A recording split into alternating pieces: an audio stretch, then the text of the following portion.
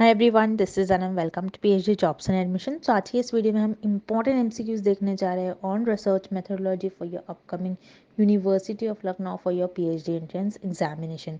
तो आपके लखनऊ यूनिवर्सिटी की जो पीएचडी एंट्रेंस एग्जामिनेशन के लिए एप्लीकेशन फॉर्म को फिलअप करना था, उसके डेट्स को एक्सटेंड कर दी है यूनिवर्सिटी ऑफ लखनऊ ने टिल 31 जनवरी 2024। तो याद रखना है 31 जनवरी तक आप रजिस्ट्रेशन कर सकते हो लास्ट। और उसी के साथ साथ सारी चीज़ें, सीट्स वगैरह सबकी लिंक आपको डिस्क्रिप्शन में मिल जाएगी। उसी के साथ साथ मैं आपको बता दूं कि इस वीडियो में हमने रिसर्च मेथोडोलॉजी के काफ़ी इंपॉर्टेंट क्वेश्चंस जो जनरली आपको एग्जामिनेशन में पूछे जाने के चांसेस है, उस क्वेश्चंस को सॉल्व करवाया है। और बायलिंगुअल लैंग्वेजेस में आपके रिक्वेस्ट के थ्रू इंग्लिश हिंदी दोनों लैंग्वेजेस में क्वेश्चंस को सॉल्व करवाया है। तो आपको एंड तक ज़रूर देखना है, और जो भी क्वेश्चन में डाउट है आप मुझे कमेंट करके पूछ सकते हो। उसी के साथ साथ जैसे कि आप स्क्रीन पर देख सकते हो, फॉर योर पेपर 1 हम आपके लिए कंप्लीट कोर्स लेकर आए हैं, जिसमें आपको पासिंग गारंटी के साथ हम स्टडी मटेरियल प्रोवाइड करते हैं, जिसके लिए लिंक आपको नीचे डिस्क्रिप्शन बॉक्स में मिल जाएगा। आप डायरेक्टली वहाँ से हमारे ऐप के थ्रू स्टडी मटेरियल को एक्सेस कर सकते हो। So that's it, and let's begin with the today's lecture. So जैसे कि यहाँ पर इन डिटेल मैं आपको बता दूँ, पेपर 1 के लिए हम आपको कंप्लीट कोर्स प्रोवाइड कर रहे हैं, जिसमें आपको वीडियो लेक्चर्स दिखने मिलेंगे, जो कि थ्योरी एमसीक्यूज दोनों वीडियो लेक्चर्स हैं, नोट्स हैं, प्रैक्टिस एमसीक्यूज पीडीएफ है, जिसको हमने काफ़ी सारे क्वेश्चंस कवर कर रखे हैं। सारे प्रीवियस ईयर क्वेश्चंस आपको यहाँ पर मिल जाते हैं, एज वेल एज हम आपको यहाँ पर ऐसे क्वेश्चंस प्रोवाइड करते हैं एग्ज़ाम के कुछ दिन पहले रिवीजन पैकेज में, जो कि आपको पूछे ही जाएंगे। तो ये सारा पेपर 1 का कंटेंट है, जिससे कि आप डायरेक्टली आपके क्वेश्चन पेपर में इस टाइप के क्वेश्चंस एक्सपेक्ट कर सकते हो। तो जैसे कि आप देख सकते हो स्क्रीन पर, हमारे कोर्स में हम आपको 100% गारंटी देते हैं पास होने की, यानी हम आपको इतना प्रिपेयर करवा देते हैं कि आप एटलीस्ट पासिंग मार्क्स तक मार्क्स स्कोर कर सको। तो आपको जल्द से जल्द कोर्स को परचेज करना होगा। परचेज करने के लिए स्क्रीन पर दिए गए नंबर पर, या फिर आप हमारे ऐप के थ्रू भी स्टडी मटेरियल को एक्सेस कर सकते हो। तो जैसे कि स्क्रीन पर नंबर शो हो रखा है, आप यहाँ पर हमें व्हाट्सएप के द्वारा कांटेक्ट कर सकते हो। फ़ी हाईलाइटेड है, फ़ी भी आप देख सकते हो, काफ़ी कम प्राइस में आपको कंप्लीट पैकेज प्रोवाइड कर रहे हैं। सो पेपर 1 के लिए अगेन आप हमें इस नंबर पर कांटेक्ट कर सकते हो। And also for paper two का भी हम आपको स्टडी मटेरियल प्रोवाइड करते हैं विद 100% गारंटी, जिसका आपको कंप्लीट आपका सिलेबस यहाँ पर कंप्लीट करा जाएगा, जिसमें आपको notes and most expected question solve करवाए जाएंगे। तो आप देख सकते हो काफ़ी सारे सब्जेक्ट्स के हमारे पास पेपर 2 के भी स्टडी मटेरियल अवेलेबल है। सो फॉर पेपर 2 आप हमें स्क्रीन पर दिए गए नंबर पर कॉन्टैक्ट कर सकते हो। सो दैट्स इट, ज़्यादा टाइम वेस्ट नहीं करते, आज के सेशन को हम स्टार्ट करते हैं। First question, a research report is a formal statement of. So इस क्वेश्चन में हमें पूछा जा रहा है कि रिसर्च रिपोर्ट जो होता है, ये कौन सा स्टेटमेंट होता है। रिसर्च रिपोर्ट में हम क्या प्रोवाइड करते हैं, रिसर्च रिपोर्ट में आप बेसिकली क्या लिखते हो, हमें ये पूछ रहा है इस क्वेश्चन में। तो याद रखिएगा, देखिए जैसे आप रिसर्च रिपोर्ट लिखते हो, रिसर्च रिपोर्ट में क्या करते हो आप, आपका जो पूरा रिसर्च वर्क होता है, रिसर्च में आप जो भी वर्क करते हो वो सारे वर्क को आप आपके रिसर्च रिपोर्ट में मेंशन करते हो। यानी आपने किस तरीके से डेटा कलेक्ट करा, किस तरीके से आपने अपनी प्रॉब्लम पर सॉल्व करी, किस तरीके से आपने डेटा को एनालाइज करा, किस तरीके से उसे ऑब्जर्व करा, ये सारी चीजें अपने रिसर्च में जो भी वर्क किया होता है वो सारा आप आपके रिसर्च रिपोर्ट में उस वर्क को रिप्रेजेंट करते हो, उस वर्क को बताते हो। तो उसी तरीके से हम याद रखिएगा, रिसर्च रिपोर्ट जो होता है एक पूरा रिसर्च प्रोसेस होता है। जो भी आपने रिसर्च में किया होता है, किस तरीके से आपने प्रॉब्लम ले डाउन करी होती है, किस तरीके से उस पर हाइपोथेसिस ले डाउन करी होती है, कैसा आपने प्लानिंग करी होती है, वो सारी चीजें आप आपके रिसर्च रिपोर्ट में बताते हो। ना कि आपके रिसर्च रिपोर्ट में सिर्फ आप आपकी प्रॉब्लम लिखते हो, ना कि आप रिसर्च रिपोर्ट में सिर्फ ऐसा बताते हो कि किस तरीके से आपने डेटा कलेक्ट करा, और ना ही सिर्फ आप आपके रिसर्च रिपोर्ट में ऐसा बताते हो कि आपने किस तरीके से डेटा को एडिट करा, किस तरीके से अनवांटेड डेटा को आपने रिमूव करा, ऐसा भी नहीं बताते हो। बल्कि आप आपके रिसर्च रिपोर्ट में, जिसमें कि आप आपके रिसर्च का पूरा वर्क बताते हो, तो वो एक रिसर्च का प्रोसेस होता है। रिसर्च के प्रोसेस में आपने जो भी करा होता है, जिस तरीके से आपने प्रॉब्लम को ले डाउन करी होती है, उस पर किस तरीके से आपने काम करा है, किस तरीके से आपने ऑब्जर्व करा है चीजों को, किस तरीके से डेटा को एनालाइज करा है, किस तरीके से डेटा को कलेक्ट करा है, किस तरीके से सैंपल को कलेक्ट करा है, वो सारी चीजें आप आपके रिसर्च रिपोर्ट में बताते हो। सो सारे चीजों को हम कहते हैं रिसर्च प्रोसेस। सो याद रखिएगा, research report is a formal statement of research process. So आपके इस क्वेश्चन का राइट आंसर हो जाएगा option A. Next, a 2 into 2 into 2 factorial design has dash independent variables. बहुत इंपॉर्टेंट क्वेश्चन है, एग्जाम में इस टाइप के क्वेश्चन पूछे जा सकते हैं, याद रखिएगा। तो यहाँ पर हमें कौन सा फैक्टोरियल डिजाइन पूछ रहा है, 2 × 2 × 2 फैक्टोरियल डिजाइन। इसमें कितने इंडिपेंडेंट वेरिएबल हो गए हमें ये पता करना है। तो फैक्टोरियल डिजाइन क्या होता है आपको पहले ये पता होना चाहिए। फैक्टोरियल डिजाइन याद रखिएगा जिसमें मल्टीपल इंडिपेंडेंट वेरिएबल प्रेजेंट होते हैं, यानी 2 से ज्यादा इंडिपेंडेंट वेरिएबल प्रेजेंट होते हैं और 2 से ज्यादा इंडिपेंडेंट वेरिएबल्स पर आप फैक्टोरियल डिजाइन में स्टडी करते हो। और याद रखिएगा जो इंडिपेंडेंट वेरिएबल होते हैं फैक्टोरियल डिजाइन में उसे हम कहते हैं फैक्टर्स और इनके लेवल्स होते हैं। ओके, तो यहाँ पर इंडिपेंडेंट वेरिएबल के कुछ लेवल्स होते हैं और उन्हीं लेवल को आपको 2 × 2 × 2 फॉर्म में दिया गया है। तो जैसे कि आप देख रहे हो यहाँ पर 1 2 3 आपको कितने 2 दिए गए हैं 3, दैट मीन्स यहाँ पर कितने इंडिपेंडेंट वेरिएबल हो गए 3। अब यहाँ पर लेवल किस तरीके से होगा, फर्स्ट वेरिएबल के 2 लेवल्स, सेकेंड वेरिएबल जो होगा सेकेंड इंडिपेंडेंट वेरिएबल उसके 2 लेवल्स होंगे और जो थर्ड इंडिपेंडेंट वेरिएबल आपको दिया गया होगा उसके 2 लेवल्स होंगे। सो ये जो दिया गया होता है आपको 2 × 2 ये आपके इंडिपेंडेंट वेरिएबल जो होते हैं उनके लेवल्स होते हैं और ये 2 2 2 ये रिप्रेजेंट करते हैं कि कितने इंडिपेंडेंट वेरिएबल है। अब जैसे कि यहाँ पर 3 आपको 2 दिया गया है, हो सकता है अगर कभी ऐसा पूछा जाए एग्जाम में 2 × 2 × 2 × 2, सो इस केस में कितने इंडिपेंडेंट वेरिएबल हो गए आपके पास 4। तो इस केस में 4 है लेकिन हमें क्वेश्चन में 3 2 दिए गए हैं 2 × 2 × 2, दैट मीन्स यहाँ पर कितने इंडिपेंडेंट वेरिएबल यूज करे गए हैं इस स्टडी में 3 इंडिपेंडेंट वेरिएबल, जिससे इंडिपेंडेंट वेरिएबल को फैक्टोरियल डिजाइन में फैक्टर्स कहते हैं, इसीलिए इस डिजाइन का नाम हुआ है फैक्टोरियल डिजाइन। तो आपको ये याद रखना है।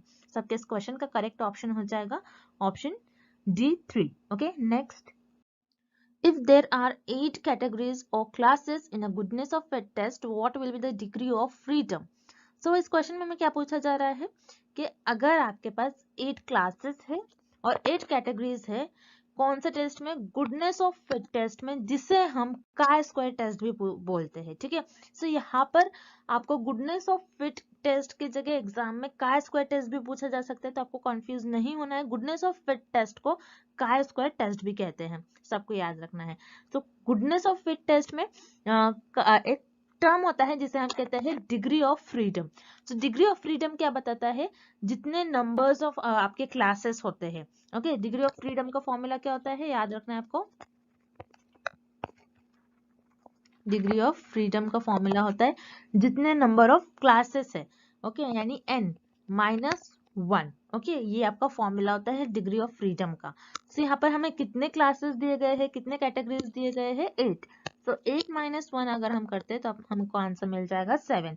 तो यहाँ पर जो गुडनेस ऑफ फिट टेस्ट में जो कैटेगरीज इन्होंने बनाया था 8 कैटेगरीज, और हमें इस केस में डिग्री ऑफ फ्रीडम पूछा गया था, यानी फ्रीली हम कितने वेरिएबल्स को मूव कर सकते हैं, कितने वैल्यूज को मूव कर सकते हैं। फ्रीडम, फ्रीडम का मतलब होता है कितने हमारे पास फ्रीडम है कि हम चीजों को मूव करें। ओके, सो उसे हम कहते हैं डिग्री ऑफ फ्रीडम। सो यहाँ पर टोटल जितने आपको क्लासेस दिए गए होंगे -1 होता है इसका फॉर्मूला। टोटल हमें 8 क्लासेस दिए गए थे, 8 कैटेगरीज दिए गए थे, 8 में से अगर हम 1 माइनस करते तो हमें 7 आंसर मिलता है। तो याद रखिएगा, ऐसा भी क्वेश्चन आपको एग्जाम में पूछा जा सकता है, बहुत इंपॉर्टेंट क्वेश्चन है। और यहाँ पर गुडनेस ऑफ फिट टेस्ट किस लिए यूज करते हैं, याद रखिएगा, आपका जो डेटा होता है, इस टाइप पे भी आपको क्वेश्चन पूछा जा सकता है एग्जाम में, आपका जो डेटा होता है वो डेटा डिस्ट्रीब्यूशन में किस तरीके से आपको फिट करना है, किस तरीके से आपका डेटा डिस्ट्रीब्यूशन में फिट होगा, इसीलिए गुडनेस ऑफ फिट का गुडनेस ऑफ फिट टेस्ट का यूज करा जाता है। याद रखिएगा, गुडनेस ऑफ फिट यानी फिट, अपना जो डेटा होता है, आपने जो भी डेटा कलेक्ट करा होगा वो डिस्ट्रीब्यूशन में किस तरीके से फिट होना चाहिए, इसीलिए गुडनेस ऑफ फिट का यूज करा जाता है, इस टेस्ट का यूज करा जाता है। ये भी आपको एग्जाम में क्वेश्चन पूछा जा सकता है। आपका इस क्वेश्चन का करेक्ट आंसर हो जाएगा option number second, which is B7। Okay, next, Which of the following is not covered under intellectual property rights? तो इस क्वेश्चन में हमें पूछा जा रहा है कि दिए गए ऑप्शंस में से कौन सा एक ऐसा ऑप्शन है जो इंटेलेक्चुअल प्रॉपर्टी राइट के अंडर नहीं आता है। जैसे कि इंटेलेक्चुअल प्रॉपर्टी राइट का आपको मीनिंग पता होना चाहिए, तभी आप इस क्वेश्चन को सॉल्व कर पाओगे। इंटेलेक्चुअल प्रॉपर्टी राइट्स यानी क्या होता है कि रिसर्च में किसी रिसर्चर का कुछ आइडिया होता है, उनके थॉट्स होते हैं, उनके डेवलपमेंट होते हैं, उनका डेटा होता है।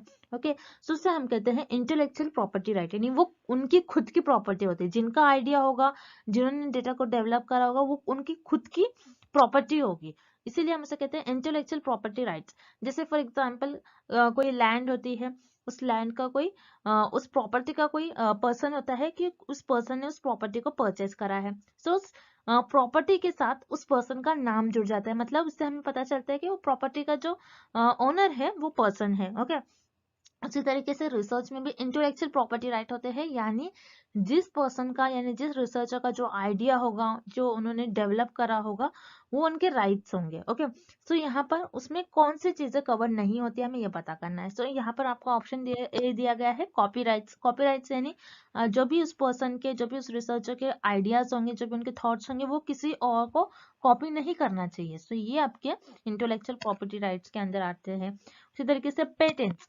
पेटेंट्स क्या होते हैं, जैसे जब भी कोई रिसर्चर न्यू आइडियाज डेवलप करते हैं, न्यू आइडियाज लाकर लेकर आते हैं, तो यहाँ पर क्या करते हैं, वो पहले एक कंपनी, एक ऑर्गेनाइजेशन के पास जाते हैं, वो अपने नेम के साथ उस काम को जुड़वा लेते हैं। जैसे मान लीजिए किसी पर्सन ने किसी ड्रग पर काम करा है, तो क्या करेंगे, और रिसर्चर उनके आइडिया को पहले जाकर एक कंपनी के साथ शेयर करेंगे, उसी को हम कहते हैं पेटेंट्स। पेटेंट्स जो होते हैं ये इंटेलेक्चुअल प्रॉपर्टी राइट के अंडर आते हैं। उसी के साथ ट्रेडमार्क्स। ट्रेडमार्क्स क्या होते हैं, जैसे आपने देखा होगा कोई कंपनी का प्रोडक्ट है तो उसमें ट्रेडमार्क्स होते हैं, उससे हमें पता चलता है कि वो प्रोडक्ट उस कंपनी का। उसी तरीके से इंटेलेक्चुअल प्रॉपर्टी राइट में ट्रेडमार्क्स भी इंक्लूडेड होता है। Then thesaurus. थेसोरस क्या होता है, ये आपके इंटेलेक्चुअल प्रॉपर्टी राइट्स के अंडर नहीं आता है। थेसोरस का मतलब होता है, ये एक टाइप की डिक्शनरी होती है जिसमें सारे वर्ड्स के आपको मीनिंग पता चल जाती है, बहुत फेमस डिक्शनरी है। ओके, सो याद रखिएगा इंटेलेक्चुअल प्रॉपर्टी राइट्स में थेसोरस ये कवर नहीं होता है, इसलिए इस क्वेश्चन का आपका राइट आंसर हो जाएगा option D. Next, which of the following is not a type of research question. So इस क्वेश्चन में हम पूछ रहा है कि दिए गए ऑप्शंस में से कौन सा ऐसा ऑप्शन है जो रिसर्च क्वेश्चन का टाइप नहीं है। अब रिसर्च क्वेश्चन क्या होता है, जैसे रिसर्च के क्वेश्चन, जैसे आप जिस चीज पर स्टडी करना चाहते हो, ये हो गया आपके रिसर्च क्वेश्चन। जैसे आपको ये पता करना है कि पर्टिकुलर जो डिसीज है, ओके, जो डिसीज है आपकी, कुछ एक डिसीज है, उसके अगेंस्ट आपको ड्रग फॉर्म करना है। तो ये हो गया आपका रिसर्च क्वेश्चन। आप क्या बताओगे कि इस पर्टिकुलर डिसीज को कौन से ड्रग किल कर सकते हैं आप, ये हो गया आपका रिसर्च का क्वेश्चन। आपको ये देखना है कि कौन सी ड्रग ये ड्रग पर्टिकुलर जो ड्रग आप यूज कर रहे हो, उस पर स्टडी कर रहे हो कि ये डिसीज को किल करेंगी या फिर नहीं, या फिर ये डिसीज को क्योर करेगी या फिर नहीं। तो जैसे यहाँ पर आपको ऑप्शन ए दिया गया है प्रिडिक्टिंग एन आउटकम, यानी रिसर्च क्वेश्चन क्या होता है, ये इसके आउटकम क्या आने वाले होते हैं उसके आप कुछ ना कुछ प्रिडिक्ट कर सकते हो, ये आपका रिसर्च क्वेश्चन हो जाएगा। आप ऐसा सोचोगे कि जैसे मान लीजिए मैं ऐसा सोचूंगी कि इस ड्रग में ना इसका कॉम्बिनेशन होना चाहिए, इस पर्टिकुलर केमिकल्स का कॉम्बिनेशन होना चाहिए, तो हो सकता है कि मेरे रिजल्ट सही आए। सो ये क्या है, ये आउटकम को आप प्रिडिक्ट कर रहे हो कि हो सकता है आ जाए। सो ये भी आपका रिसर्च क्वेश्चन होता है। उसी तरीके से हम डायरेक्टली ऑप्शन सी देखते हैं, डेवलपमेंट ऑफ गुड प्रैक्टिस, यानी आपने आपके रिसर्च में जिन जिन चीजों को लिया है, जैसे मान लीजिए आप किसी चीज पर स्टडी कर रहे हैं, आप ड्रग बनाने के बाद आप क्या करोगे, किसी पर्सन पर अप्लाई कर कर देखोगे कि वो डिसीज को ड्रग क्योर कर रही है या फिर नहीं, तो आपको किस तरीके से चीजों को यूज करना चाहिए, उसे आप कहते हैं डेवलपमेंट ऑफ गुड प्रैक्टिस। तो ये भी आपके रिसर्च का एक क्वेश्चन, एक टाइप का क्वेश्चन ही हो गया। फिर इवेल्युएटिंग ऑफ फेनोमेना, आपने जो भी फेनोमेना पर स्टडी कर रहे हो उसको किस तरीके से आप इवेल्युएट करोगे, किस तरीके से उसके बारे में आप बताओगे, तो ये भी आप रिसर्च क्वेश्चन हो गया, ये भी रिसर्च क्वेश्चन का एक टाइप हो गया।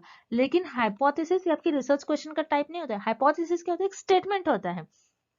अब कई स्टूडेंट्स बोलेंगे कि प्रिडिक्टिंग एन आउटकम ये भी तो हाइपोथेसिस होता है, लेकिन नहीं, यहाँ पर हमें ये नहीं बताया गया है ऑप्शन ए में कि statement which is predicting an outcome, ऐसा नहीं बताया गया, बस बताया गया प्रिडिक्टिंग एन आउटकम। प्रिडिक्ट कोई भी कर सकता है कि आउटकम क्या आ सकते हैं, लेकिन हाइपोथेसिस का क्या मतलब होता है, एक स्टेटमेंट होना चाहिए। ओके, एक स्टेटमेंट होना चाहिए जो कि टेंटेटिव स्टेटमेंट होना चाहिए, और वो आपकी रिसर्च के आउटकम्स के बारे में कुछ गेसेस और अजम्पशन करते हैं। ओके, सो यहाँ पर जो हाइपोथेसिस होते हैं ये आपके रिसर्च क्वेश्चन का टाइप नहीं होता है, इसलिए इस क्वेश्चन का आपका राइट आंसर हो जाएगा option B. Next, grounded theory is often use in the formulation of. So यहाँ पर हमें पूछ रहा है कि ग्राउंडेड थ्योरी हम किस चीज के फॉर्मुलेशन के लिए यूज करते हैं दिए गए ऑप्शंस में से। ओके, सो आपको इस क्वेश्चन के सॉल्व करने से पहले आपको बताना चाहिए कि ग्राउंडेड थ्योरी क्या होती है। तो ग्राउंडेड थ्योरी मतलब आप बहुत सारा डेटा जमा कर लेते हो, बहुत सारा डेटा आप कलेक्ट कर लेते हो। ओके, आपके पास बहुत ज्यादा क्वांटिटी में डेटा कलेक्ट होता है, फिर आप उस डेटा को एनालाइज कर कर आप क्या करते हो, थ्योरी डेवलप करते हो।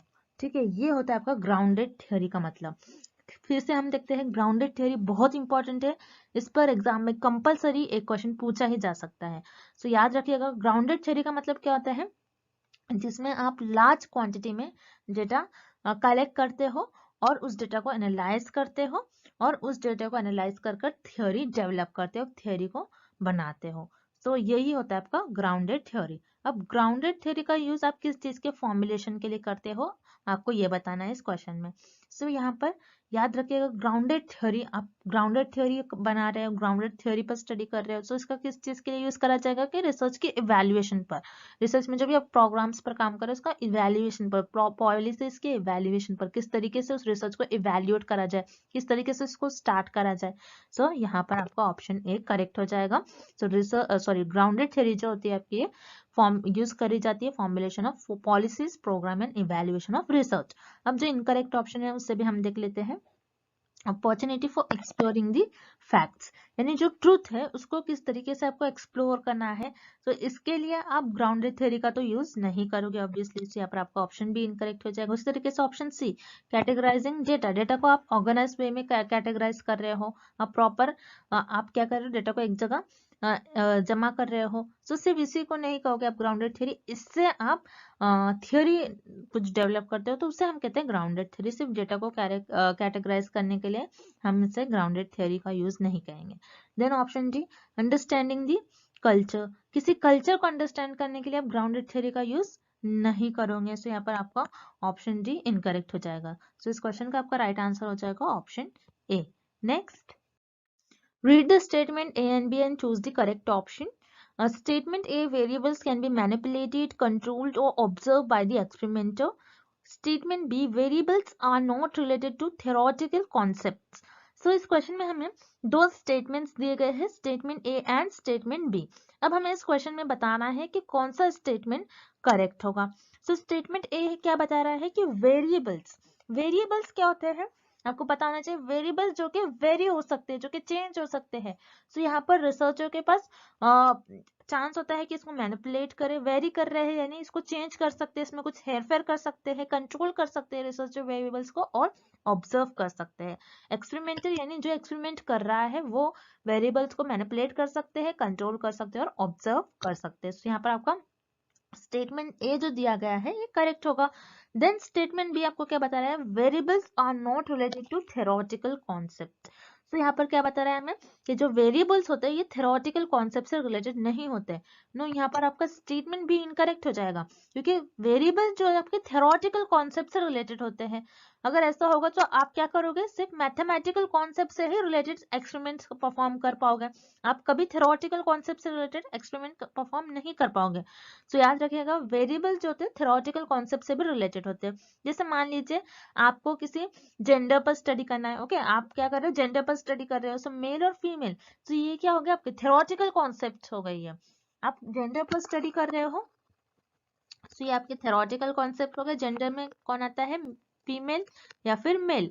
सो यहाँ पर आप इन चीजों पर स्टडी कर रहे हो, उनके बिहेवियर्स पर स्टडी करेंगे आप, उनके कुछ में चेंजेस जिस तरीके से आते हैं एज को देखकर, अगर मान लीजिए उस पर स्टडी कर रहे हैं, उनके बिहेवियर्स पर स्टडी कर रहे हैं, सो ये क्या हो गया, आपके थ्योरेटिकल कॉन्सेप्ट्स हो गए।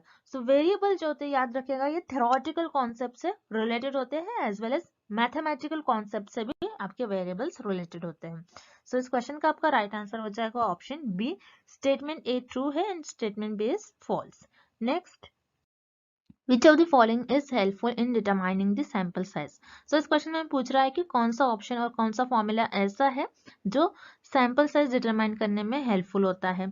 यानी जैसे सैंपल साइज का मतलब क्या होता है आपको भले ये पता होना चाहिए। सैंपल साइज क्या होता है कि पॉपुलेशन है आपकी, मान लीजिए आपके पास 1000 पॉपुलेशन है, 1000 पॉपुलेशन में आपके पास 1000 मेंबर्स है।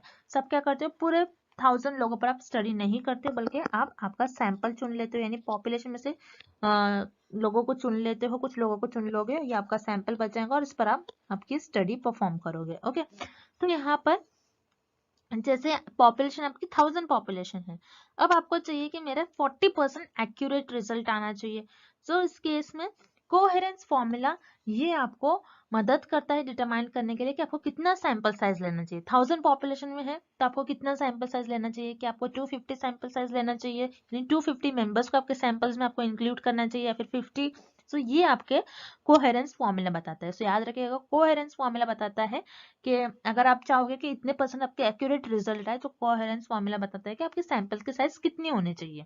ओके, सो यहाँ पर आपका ऑप्शन बी करेक्ट हो जाएगा, यानी सैंपल साइज सेलेक्ट करने के लिए कोहेरेंस फॉर्मूला बहुत हेल्पफुल होता है, बहुत मदद करता है। अभी रुसेल्स 2000 इंडेक्स ये किस चीज में आपके लिए हेल्पफुल करता है? ये स्टॉक मार्केट में, ये आपके जो शेयर मार्केट होते हैं मार्केटिंग से रिलेटेड होता है। सो यहाँ पर ये ऑप्शन ए आपका इनकरेक्ट हो जाएगा। उसी तरीके से ऑप्शन सी स्पीयर्समैन फॉर्मूला। सो स्पीयर्समैन फॉर्मूला क्या बताता है कि वेरिएबल जो आपके कैसे रिलेटेड है, वेरिएबल्स के बीच में किस टाइप का रिलेशन है, वेरिएबल्स किस तरीके से एक दूसरे से रिलेटेड है, ये बताता है आपका स्पीयर्समैन फॉर्मूला। सो याद रखिएगा, स्पीयर्समैन फॉर्मूला ये आपके वेरिएबल से रिलेटेड, वेरिएबल्स के बीच में किस तरीके से रिलेशन होता है, कैसा रिलेशन है, वो बताता है आपका स्पीयर्समैन फॉर्मूला। सो यहाँ पर आपका ऑप्शन सी जो है ये भी इनकरेक्ट हो जाएगा। इस क्वेश्चन का आपका राइट आंसर हो जाएगा option B, Cochran's formula. Next, qualitative research helps in the collecting data under dash more situation। सो इस क्वेश्चन में पूछा जा रहा है कि क्वालिटेटिव रिसर्च होती है जिसमें आप डेटा कलेक्ट करते हो, क्वालिटेटिव रिसर्च में जो भी डेटा आप कलेक्ट करते हो सो वो किस सिचुएशन के अंदर आप डेटा को कलेक्ट करते हो, कि नॉर्मल सिचुएशन में, या फिर एक्सपेरिमेंटल, या फिर आर्टिफिशियल, या फिर नेचुरल कंडीशन में, किस सिचुएशन में, किस कंडीशन में आप डेटा को कलेक्ट करते हो। जैसे क्वालिटेटिव रिसर्च में आप क्या करते हो, डिफरेंट डिफरेंट मेथड्स यूज करके डेटा कलेक्ट करते हो। जैसे इंटरव्यू अगर आप कलेक्ट कर रहे हो तो आप क्या करते हो, एक्सपर्ट्स को आप इनवाइट करते हो। सो यहाँ पर आप क्या कर रहे हो, नेचुरल सेटिंग में आप क्या कर रहे हो, नेचुरल सेटिंग में उस एक्सपेरिमेंट्स में, और सॉरी उस इंटरव्यू में आप क्या कर रहे हो, डेटा कलेक्ट कर रहे हो। इंटरव्यू जो होगा, आप पहले एक्सपर्ट्स को इंटरव्यू के लिए इनवाइट करते हो। सो वो इंटरव्यू आते हैं, फिर आपके क्वेश्चंस का वो रिप्लाई करते हो, तो उनके थ्रू आप क्या करते हो, डेटा कलेक्ट करते हो। उसी तरीके से ऑब्जर्वेशन रिसर्चर उस पर्टिकुलर एरिया में जाकर चीजों को ऑब्जर्व करके डेटा कलेक्ट करते हैं। ओके, सो क्वालिटेटिव रिसर्च में जो भी डेटा कलेक्ट करा जाता है ये नेचुरल सेटिंग में डेटा कलेक्ट करा जाता है। सो यहाँ पर नॉर्मल सेटिंग ये तो कुछ होगा नहीं। सो यहाँ पर आपको ऑब्वियसली ऑप्शन ए इनकरेक्ट हो जाएगा। एक्सपेरिमेंटल तो हो नहीं सकता, क्वालिटेटिव रिसर्च है। सो ये आपको याद रखना है डायरेक्टली। क्वालिटेटिव रिसर्च होता है ये आपके एक्सपेरिमेंट से रिलेटेड नहीं होते हैं। एंड आर्टिफिशियल, सो यहाँ पर दो ही ऑप्शन हो सकते थे, नेचुरल या फिर आर्टिफिशियल सिचुएशन। सो याद रखिएगा, क्वालिटेटिव रिसर्च होती है आर्टिफिशियल सेटिंग में नहीं कंडक्ट करवाई जाती है। क्वालिटेटिव रिसर्च ये नेचुरल सिचुएशन के अंडर में लाई करती है, जिसमें आप डेटा जो कलेक्ट करते हो नेचुरल सेटिंग्स में डेटा कलेक्ट करते हो। सो इस क्वेश्चन का आपका राइट आंसर हो जाएगा option B, natural. Next, Which type of research focuses on what will be? So इस क्वेश्चन में पूछा जा रहा है कि कौन सी ऐसी रिसर्च है जो ये बताती है कि क्या होगा आगे। ओके, सो जैसे यहाँ पर एक्सपेरिमेंटल रिसर्च है। एक्सपेरिमेंटल रिसर्च में हम यही देखते हैं कि आगे क्या होगा, क्या अगर हम इंडिपेंडेंट वेरिएबल को कैसे रखें, इंडिपेंडेंट वेरिएबल को क्या हम मैनिपुलेट करते हैं तो किस तरीके से डिपेंडेंट वेरिएबल पर उसका अफेक्ट होगा, किस तरीके से आगे होने वाला है, इस चीज को आपको बताता है। व्हाट विल बी का मतलब होता है आगे क्या होगा, किस तरीके से हमें रिजल्ट मिलेगा। अगर हम इंडिपेंडेंट वेरिएबल को मैनिपुलेट कर रहे हैं, चेंज कर रहे हैं, उसमें कुछ हेरफेर कर रहे हैं, तो किस तरीके से हमें रिजल्ट मिलेंगे, क्या होगा आगे। इसीलिए हम एक्सपेरिमेंट रिसर्च का यूज करते हैं। सो याद रखिएगा, एक्सपेरिमेंटल रिसर्च एक ऐसे टाइप की रिसर्च होती है जो ये बताती है कि आगे क्या होने वाला है। तो यहाँ पर आपका ऑप्शन है करेक्ट हो जाएगा। अब जो रिमेनिंग ऑप्शन है उन्हें भी हमने एक बार देख लेते हैं। केस स्टडी क्या होता है, केस स्टडी ये बताता है कि आप 4 to 5 लोगों का एक ग्रुप बना लेते हो, जिसमें आप एक पर्टिकुलर टॉपिक के बारे में डिटेल में उसमें एनालाइज करते हो, उसके बारे में डिटेल में एग्जामिन करते हो चीजों को, उसके बारे में स्टडी करते हो। सो आप यहाँ पर केस स्टडी का फोकस और मेन एम ये नहीं होता है कि क्या होगा, आप बस चीजों को एग्जामिन करते रहते हो, ये होता है केस स्टडी का मेन एम। सो यहाँ पर आपका ऑप्शन बी इनकरेक्ट हो जाएगा। देन ऑप्शन सी सर्वे। सर्वे क्या होता है, जिसके थ्रू आप डेटा कलेक्ट करते हो, डिफरेंट डिफरेंट मेथड्स परफॉर्म कर आप क्या करते हो, डेटा कलेक्ट करते हो, उसे हम कहते हैं सर्वे। तो सर्वे भी ये नहीं बताता है कि आगे क्या होगा, सर्वे बताता है कि आपका डेटा किस तरीके से आपको कलेक्ट करना है, किस मेथड से कलेक्ट करना है। तो यहाँ पर आपको ऑप्शन सी भी इनकरेक्ट हो जाएगा। Then option D ex post facto. Ex post facto क्या बताता है, कि आप जो भी सिचुएशन हो जाती है, जो भी सिचुएशन अकर हो जाती है, उसके बाद आप उस चीज पर स्टडी कर लेते हो। जैसे मान लीजिए किसी का एक्सीडेंट हो गया, ओके, फिर उसके बाद उस पर स्टडी करी जाती है किस तरीके से उसका एक्सीडेंट हो गया। फिर या फिर मान लीजिए कोई डिसीज हो गई, जैसे कोविड डिसीज हो गई, उसके बाद उस पर स्टडी करी गई कि वो डिसीज किस तरीके से आई। ओके, सो एक्सपोज फैक्टर रिसर्च में जो भी पुराने इवेंट्स अकर हो जाते हैं उसके बाद उस पर स्टडी करी जाती है। एक्सपोज फैक्टर ये नहीं बताता है कि आगे क्या होगा। तो यहाँ पर आपका ऑप्शन डी भी इनकरेक्ट हो जाएगा। तो इस क्वेश्चन का आपका राइट आंसर हो जाएगा ऑप्शन ए, एक्सपेरिमेंटल रिसर्च, जो बताती है कि आगे क्या होगा। Next, the type of error in which research study over which the researcher has no control is called. So इस क्वेश्चन में भी पूछ रहा है कि रिसर्च में एक ऐसा एरर, ऐसे टाइप का एरर जिस पर रिसर्चर का कोई कंट्रोल नहीं है, तो उस एरर को हम क्या कहेंगे? क्या उस एरर को हम टाइप 1 एरर कहेंगे, या फिर टाइप 2 एरर, या फिर रैंडम एरर कहेंगे? तो याद रखिए रिसर्च में बेसिकली मेनली दो ही टाइप के एरर होता है, जिसे हम कहते हैं type 1 error and type 2 error. अब ये एरर होते क्या है, तो आपको याद रखना है, रिसर्च में रिसर्चर हमेशा अपनी हाइपोथेसिस को टेस्ट करते हैं। अब जब भी रिसर्च अपनी हाइपोथेसिस को टेस्ट करते हैं, हमेशा नल हाइपोथेसिस को टेस्ट करते हैं। अब नल हाइपोथेसिस बताती है कि वेरिएबल्स के बीच में कोई रिलेशन नहीं है, इसे हम कहते हैं नल हाइपोथेसिस। और याद रखिएगा एग्जाम में ऐसा भी क्वेश्चन आ सकता है कि रिसर्चर अपने रिसर्च में कौन सी हाइपोथेसिस को सिर्फ टेस्ट करते हैं। सो याद रखिएगा रिसर्च में रिसर्चर हमेशा सिर्फ और सिर्फ नल हाइपोथेसिस को टेस्ट करते हैं। अगर नल हाइपोथेसिस सही निकली तो रिसर्चर उसे एक्सेप्ट कर लेते हैं, या फिर नल हाइपोथेसिस को अगर रिसर्चर रिजेक्ट करते तो ऑटोमेटिकली आपके अल्टरनेटिव हाइपोथेसिस को रिसर्चर एक्सेप्ट कर लेते हैं। अब type 1 error and type 2 error, जैसे हमें ऑप्शन ए और बी दिया गया है, तो ये एरर होते क्या है हम इस टेबल के थ्रू देख लेते हैं। तो टाइप 1 एरर कब होता है? जब आपकी जो नल हाइपोथेसिस है वो ट्रू होती है। नल हाइपोथेसिस ट्रू होने के बाद आप उसे रिजेक्ट कर लेते हो। आपकी नल हाइपोथेसिस ट्रू है, ट्रू होने पर आपने इसको रिजेक्ट कर लिया, तो ये आपकी हो जाती है टाइप 1 एरर। और टाइप 2 एरर कब होता है? जब आपकी नल हाइपोथेसिस फॉल्स होती है। फॉल्स होने पर भी आप उसे एक्सेप्ट कर लेते हो। फॉल्स होने पर आपने उसे क्या कर लिया? एक्सेप्ट कर लिया, तो ये आपकी हो जाएगी type 2 error. So type 1 error को हम अल्फा से डिनोट करते हैं, टाइप 2 एरर को हम बीटा से डिनोट करते हैं। सो लेकिन हमें यहाँ पर नल और ऑल्टरनेटिव हाइपोथेसिस से कुछ रिलेटेड नहीं ऑप्शन दिया गया है, हमें बस यही दिया गया है इस क्वेश्चन में कि ऐसा एरर जिसमें रिसर्चर का कोई कंट्रोल नहीं हो। इस पर रिसर्चर का कंट्रोल होता है, टाइप 1 एंड टाइप 2 एरर में रिसर्चर का कंट्रोल होता है, लेकिन एक ऐसा एरर जिस पर रिसर्चर का कंट्रोल नहीं होता उसे हम कहते हैं रैंडम एरर। कोई भी एरर अकर हो जाता है रैंडमली, किसी भी तरीके से एरर हो जाता है जिसमें रिसर्चर उस चीजों को कंट्रोल नहीं कर सकते। जैसे फॉर एग्जांपल कोई प्लांट पर स्टडी हो रही है, सो टेम्परेचर उस पर अफेक्ट कर सकता है। सो टेम्परेचर ये अफेक्ट कर रहा है, तो ये रैंडमली एरर अकर हो जाता है जिस पर रिसर्चर का कोई कंट्रोल नहीं हो। सो इस क्वेश्चन का आपका राइट आंसर हो जाएगा option C, random error. Next, which law is related to sample investigation? So इस क्वेश्चन में पूछ रहा है कि सैंपल इन्वेस्टिगेशन से कौन सा लॉ रिलेटेड है। सो याद रखिएगा सैंपल इन्वेस्टिगेशन होता क्या है आपको पहले ये पता होना चाहिए। मतलब आप जब सैंपल सेलेक्ट करते हो तो आप किस किस तरीके से सैंपल सेलेक्ट करते हो, आप कैसे सैंपल सेलेक्ट कर रहे हो, कितना आपका सैंपल में कितने मेंबर्स हो रहे हैं, क्या आपने ज्यादा आपके सैंपल्स को चुन लिया या फिर आपने बहुत कम आपके सैंपल्स को चुन लिया, उसे हम कहते हैं सैंपल इन्वेस्टिगेशन। यानी सैंपल पर आप कैसे स्टडी परफॉर्म कर रहे हो उसे हम कहते हैं सैंपल इन्वेस्टिगेशन। अब सैंपल इन्वेस्टिगेशन से आपके जो लॉ रिलेटेड होते हैं, ये दोनों भी लॉ होते हैं, law of statistical regularity and law of inertia of large numbers. ये दोनों भी लॉ बहुत इंपॉर्टेंट होते हैं। अगर आप सैंपल पर इन्वेस्टिगेशन करो तो आपको ये दोनों लॉ को फॉलो करना होता है। अब ये दोनों लॉ होते क्या है, तो हम यहाँ पर देखते हैं इस डेफिनेशन में।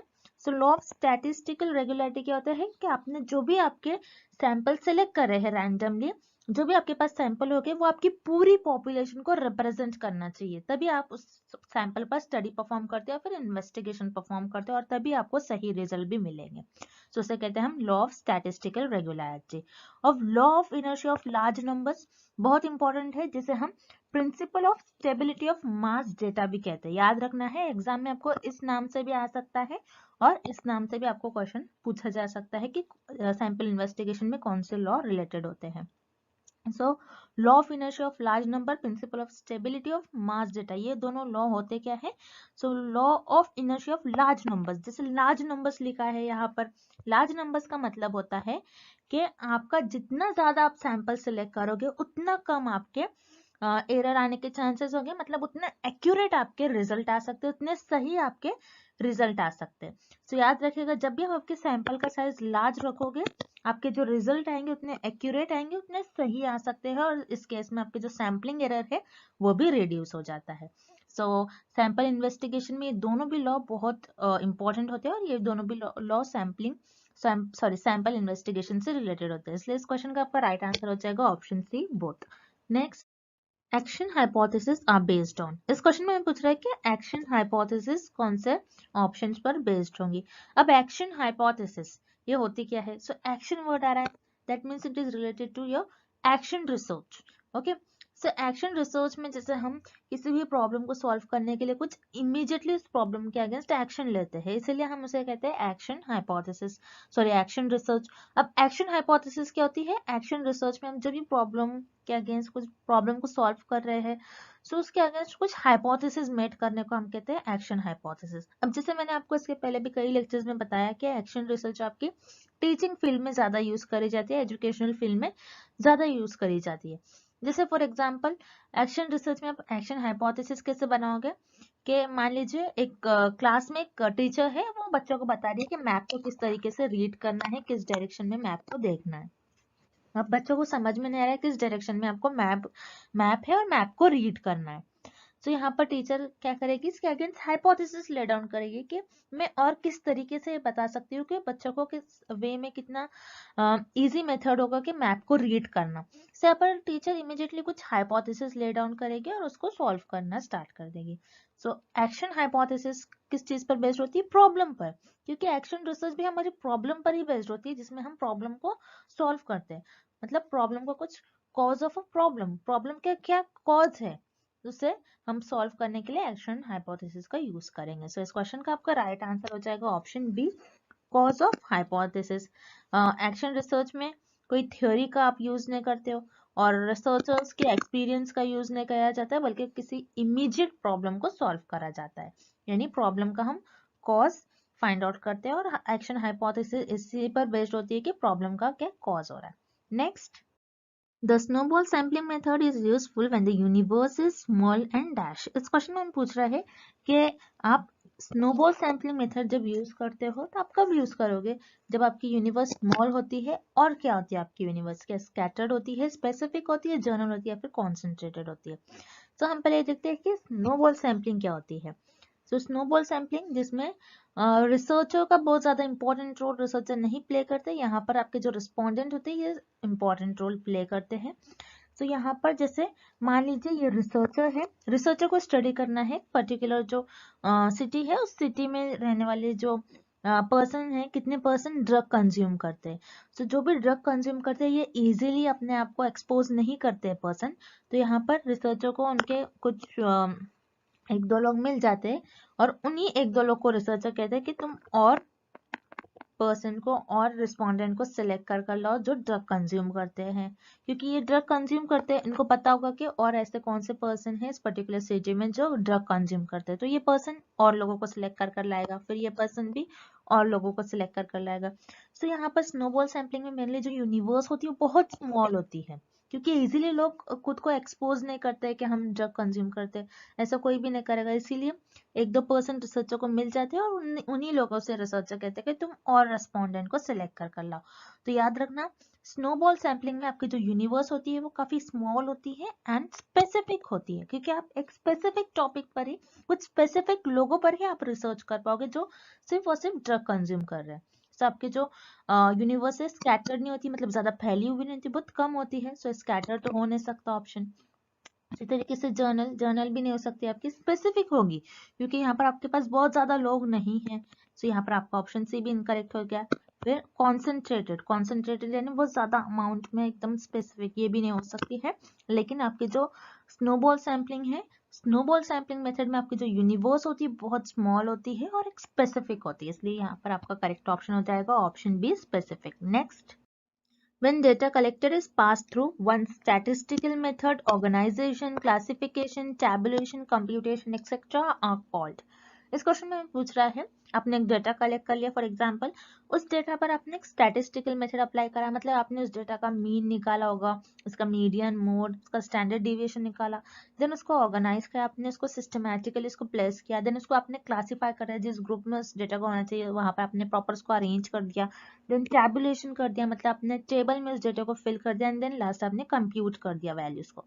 सो उसे हम क्या कहते हैं, उस डेटा को। सो याद रखना, जब भी आपके पास जो डेटा मिल रहा है आप उस पर कुछ अप्लाई कर रहे हो, जैसे स्टैटिस्टिकल मेथड, उसको ऑर्गेनाइज कर रहे हो, उसको क्लासीफाई कर रहे हो, तो उससे हम कहते हैं कोई प्रोसेस डेटा होता है, क्योंकि आप उस डेटा पर कुछ काम कर रहे हो, तो उस डेटा को बोलेंगे हम एक प्रोसेस डेटा। उसको आपने एक प्रॉपर वे में जो इन्फॉर्मेशन लग रही है आपने सिर्फ उतना ही रखा, जो अननेसेसरी इन्फॉर्मेशन है उसको आपने डिलीट कर दिया, तो उसे हम कहेंगे वो एक प्रोसेस डेटा हो जाएगा। अब रॉ डेटा क्या होता है, रॉ डेटा वो होता है जो एक ओरिजिनल डेटा हो या फिर अनऑर्गेनाइज डेटा हो, मतलब ऐसा डेटा जो आप मान लीजिए आपने सैंपल पर स्टडी परफॉर्म किया और सैंपल से आपको जो डेटा मिल रहा है आप उसे बोलोगे ओरिजिनल डेटा, क्योंकि यहाँ पर आपने उस डेटा को ना ही आपने उसका स्टैटिस्टिकल मेथड से कुछ अपने मीन मीडियन निकाला उसका, ना उसको ऑर्गेनाइज किया, ना आपने उसको क्लासीफाई किया, बस आपको एक डेटा मिल गया सैंपल से। सो वह एक ओरिजिनल डेटा अगर अनऑर्गेनाइज्ड होगा, जिसका आपने उसको कुछ ऑर्गेनाइज नहीं किया, उस पर कुछ मेथड्स ने अप्लाई किए, उसको क्लासीफाई नहीं किया, तो उसे हम कहते हैं एक रॉ डेटा। सो रॉ डेटा और अनऑर्गेनाइज डेटा इस क्वेश्चन का आंसर नहीं होगा। उसी तरीके से option D is personal data. Personal data क्या होता है, जो आपका खुद का डेटा हो, जैसे मान लीजिए फॉर एग्जाम्पल आपका नेम, सरनेम, आपका एड्रेस, सो ये सारे आपके पर्सनल डेटा हो जाएगा। सो पर्सनल डेटा को आप ना ही उस पर आप स्टैटिस्टिकल मेथड अप्लाई कर सकते हो, ना ही उसको ऑर्गेनाइज कर सकते हो, तो यहाँ पर ऑब्वियसली आपका ऑप्शन डी भी इनकरेक्ट हो जाएगा और इस क्वेश्चन का आपका राइट आंसर हो जाएगा option B, process data. Next, questionnaire should have following number of questions. इस क्वेश्चन में हमें पूछा जा रहा है क्वेश्चनियर जो होता है, जो कि आपका एक डेटा कलेक्शन टूल होता है, तो क्वेश्चनियर में कितने नंबर ऑफ क्वेश्चंस पॉसिबल हो सकते हैं या फिर कितने number of questions generally questionnaire में प्रेजेंट हो सकते हैं। सो याद रखिएगा, बहुत इंपॉर्टेंट क्वेश्चन है एग्जाम में। डेटा कलेक्शन टूल्स जैसे क्वेश्चनियर्स, इंटरव्यू, ऑब्जर्वेशंस, ये जो आपकी डेटा कलेक्शन टूल्स है, इन पे आपको कंपलसरी 1 और 2 क्वेश्चंस पूछे ही जाते हैं। बहुत इंपॉर्टेंट टॉपिक है, इस पर कंपलसरी आपको क्वेश्चन पूछा जा सकता है।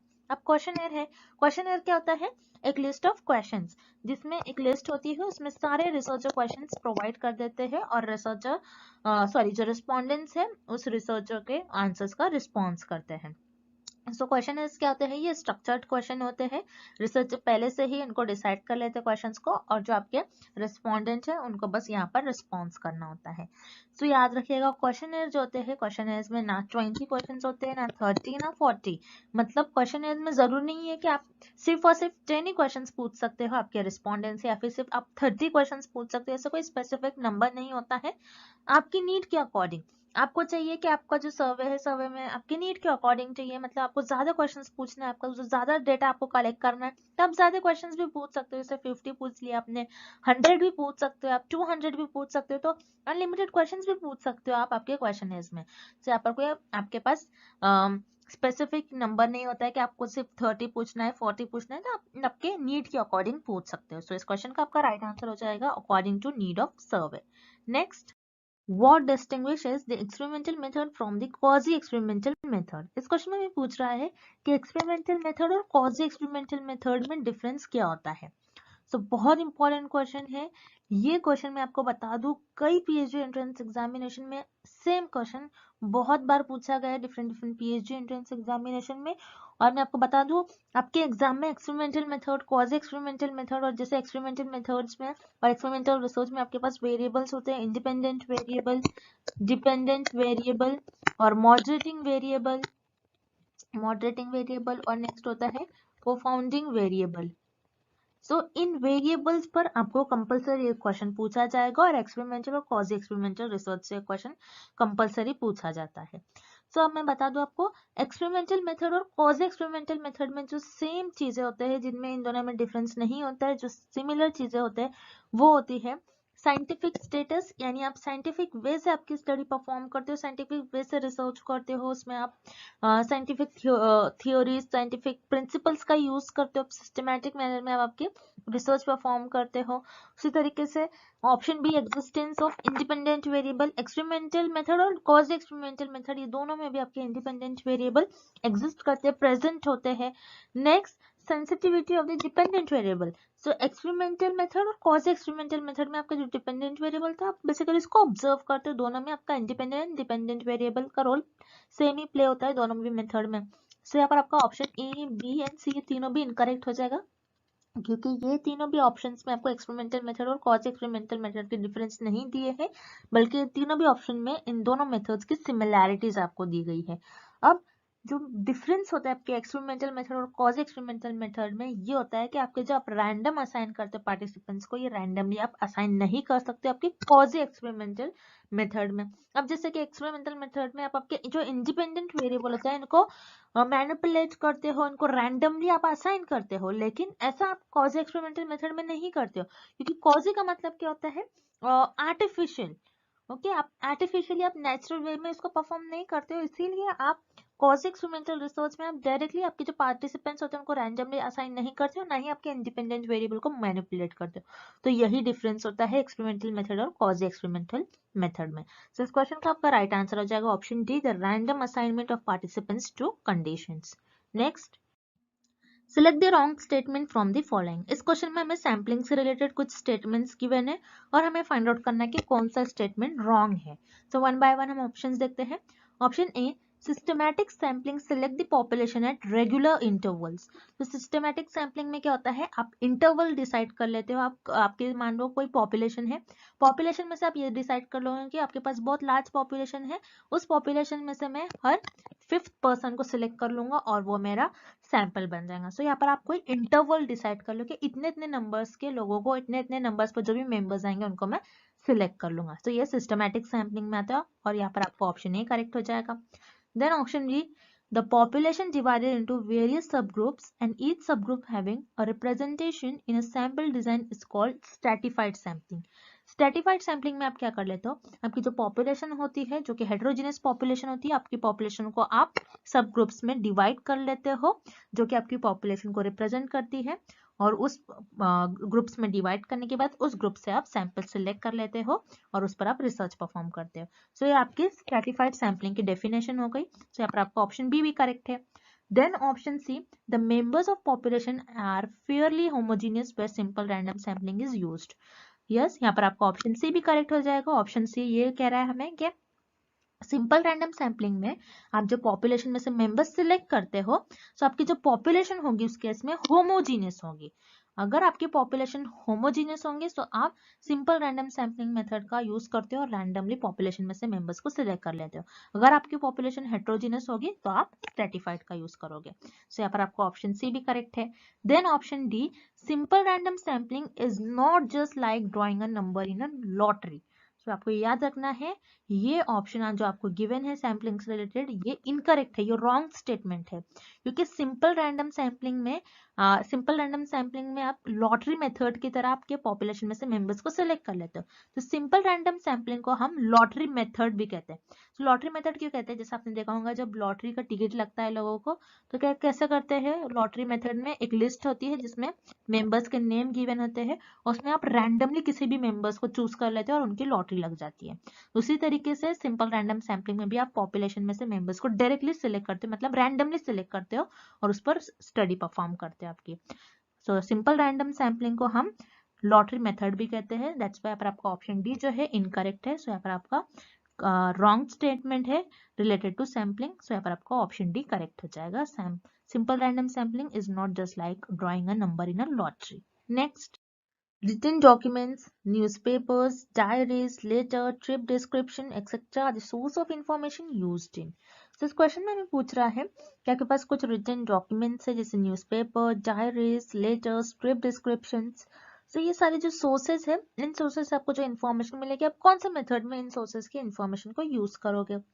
सो याद रखिएगा, जैसे हिस्टोरिकल रिसर्च में, हिस्ट्री में भी आप जैसे पढ़ते हैं, आपके पास सारा पुराना डेटा होता है, यानी पास्ट में जो भी फेनोमेना अकर होता है उसको बताया जाता है। उसी तरीके से जैसे यहाँ पर आप देख रहे हो न्यूज़पेपर, डायरीज, लेटर, यहाँ पर आपका जो सोर्स ऑफ इंफॉर्मेशन ये सेकेंडरी होता है, यानी ये ऑलरेडी अवेलेबल डेटा होता है।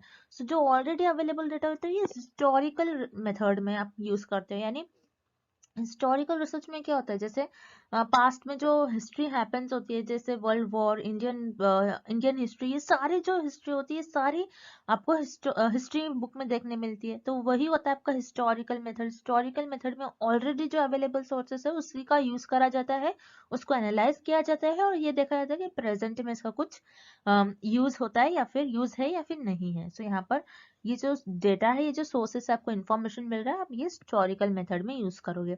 अब रिमेनिंग ऑप्शंस में हम देख लेते हैं, जैसे case study method. Case study method में क्या होता है, आप 4 to 5 पीपल का ग्रुप बना लेते हैं और एक पर्टिकुलर टॉपिक चूज कर लेते हैं, एक स्पेसिफिक टॉपिक चूज कर लेते हैं और उस पर आप डिस्कशन कर लेते हो। जैसे मान लीजिए आपको कोई न्यू टॉपिक, आपको जैसे मान लीजिए आपको कोई न्यू फोन लॉन्च करना है, तो उस फोन के बारे में आप उस पर्टिकुलर ग्रुप में 4 to 5 ग्रुप में आप 4 to 5 लोगों के बीच में आप उस टॉपिक को डिस्कस करोगे। सो यहाँ पर केस स्टडी मेथड से आपके पास जो भी डेटा आपको मिलेगा, जो भी इन्फॉर्मेशन मिलेंगी, एक न्यू मिलेगी। सो यहाँ पर आप केस स्टडी मेथड में पुरानी इन्फॉर्मेशन नहीं यूज कर सकते। इसी तरीके से स्टैटिस्टिकल मेथड। स्टैटिस्टिकल मेथड क्या होता है, जिसमें आप कोई मैथमेटिकल फॉर्मूलाज परफॉर्म कर कोई सॉल्व करते हैं, सोल्यूशंस फाइंड आउट करते हैं। जैसे किसी का मीन निकालोगे, पॉपुलेशन से इंफॉर्मेशन मिल रही है, उसका मीन निकालोगे, मीडियंस का, स्टैंडर्ड डिविएशन। सो ये सारे आपके मैथमेटिकल से रिलेटेड टर्म्स है। सो स्टैटिस्टिकल मेथड में भी आप न्यू इन्फॉर्मेशन जनरेट करते हो। यहाँ पर आपका ऑप्शन सी इनकरेक्ट हो जाएगा। उसी तरीके से ऑप्शन डी इवैल्यूएशनरी मेथड। इवैल्यूएशनरी मेथड क्या होता है, जिसमें लिविंग ऑर्गेनिजम्स के बारे में स्टडी की जाती है, उनके जो भी प्रॉब्लम्स होते हैं उनको सॉल्व करने के लिए इवैल्यूएशनरी मेथड का यूज करा जाता है। जैसे जीन्स हो गए, ऑफस्प्रिंग्स, जीन्स, पेरेंट्स से कुछ प्रॉब्लम आ रही है, सो ये सारी चीजें जो होती है ये इवोल्यूशनरी मेथड में यूज करी जाती है। ज्यादा करके बायोलॉजी फील्ड से ज्यादातर रिलेटेड होती है। सो यहाँ पर हम प्रॉब्लम्स को सॉल्व करते हैं। सो ऑब्वियसली यहाँ पर आपका ऑप्शन डी इनकरेक्ट हो जाएगा और इस क्वेश्चन का आपका राइट आंसर हो जाएगा option A, historical method. And dash is the way to solve the research problem in a systematic way. इस क्वेश्चन में हमें पूछ रहा है कि हमें दिए गए ऑप्शन में से कौन सा एक ऐसा ऑप्शन है जिसमें हम हमारी जो रिसर्च की प्रॉब्लम होती है उसे हम एक सिस्टमैटिक वे में सॉल्व करते हैं। यानी मान लीजिए आपकी कुछ रिसर्च की प्रॉब्लम है, XYZ आपकी कुछ रिसर्च की प्रॉब्लम है, यहाँ पर अपने इस प्रॉब्लम को आपको सॉल्व करना है, तो आप क्या करते हैं, एक सिस्टमैटिक मैनर में आपको रिसर्च की प्रॉब्लम आप सॉल्व करते हो। आप आपकी रिसर्च की प्रॉब्लम कैसे भी जिगजैग मैनर में सॉल्व करोगे तो आप अभी कभी रिसर्च ही नहीं कर पाओगे, क्योंकि आपकी जो रिसर्च होती है ये 1 और 2 मंथ्स की नहीं होती। आपकी रिसर्च आपको 3 to 6 years तक आपकी रिसर्च चलती है। तो आपको एक सिस्टमैटिक वे में आपको रिसर्च को परफॉर्म करना होता है या फिर आपके रिसर्च की जो प्रॉब्लम होती है उसको सॉल्व करना होता है। तो ऐसा सिर्फ और सिर्फ आप रिसर्च मेथोडोलॉजी में करते हैं। सो रिसर्च मेथोडोलॉजी में जैसे कि मैंने आपको अभी तक बताया है, आप किस तरीके से आपको स्टेप्स फॉलो करना है। रिसर्च मेथोडोलॉजी में हर एक चीज आती है, रिसर्च के कैरेक्टरिस्टिक्स, किस तरीके से आपको उसको कैरेक्टरिस्टिक्स को फॉलो करना है, रिसर्च के में आपको कौन कौन से एथिक्स फॉलो करना है, किस तरीके से आपको रिसर्च परफॉर्म करना है, कौन से प्रोसीजर, कौन से मेथड्स, कौन से स्टेप्स को आपको फॉलो करना है, किस तरीके से आपको रिपोर्ट लिखना है, उसके भी कुछ स्टेप्स होते हैं। वो सारी चीजें आप सिर्फ और सिर्फ रिसर्च मेथोडोलॉजी में परफॉर्म करते हो।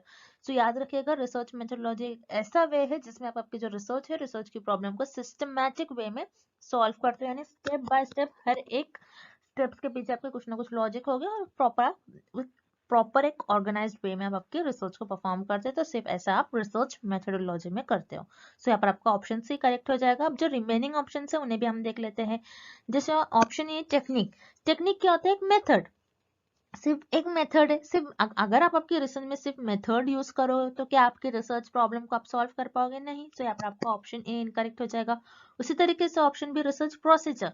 रिसर्च में आप कौन कौन से प्रोसीजर यूज कर रहे हैं, कौन कौन से मेथड्स अप्लाई कर आपके रिसर्च को सॉल्व करें। अगेन प्रोसीजर का मीनिंग होता है मेथड्स। सो रिसर्च में सिर्फ आप मेथड्स यूज करोगे तो आप आपकी रिसर्च की प्रॉब्लम कभी सॉल्व नहीं कर पाओगे। तो यहाँ पर आपका ऑप्शन बी इनकरेक्ट हो जाएगा। उसी तरीके से option D research process.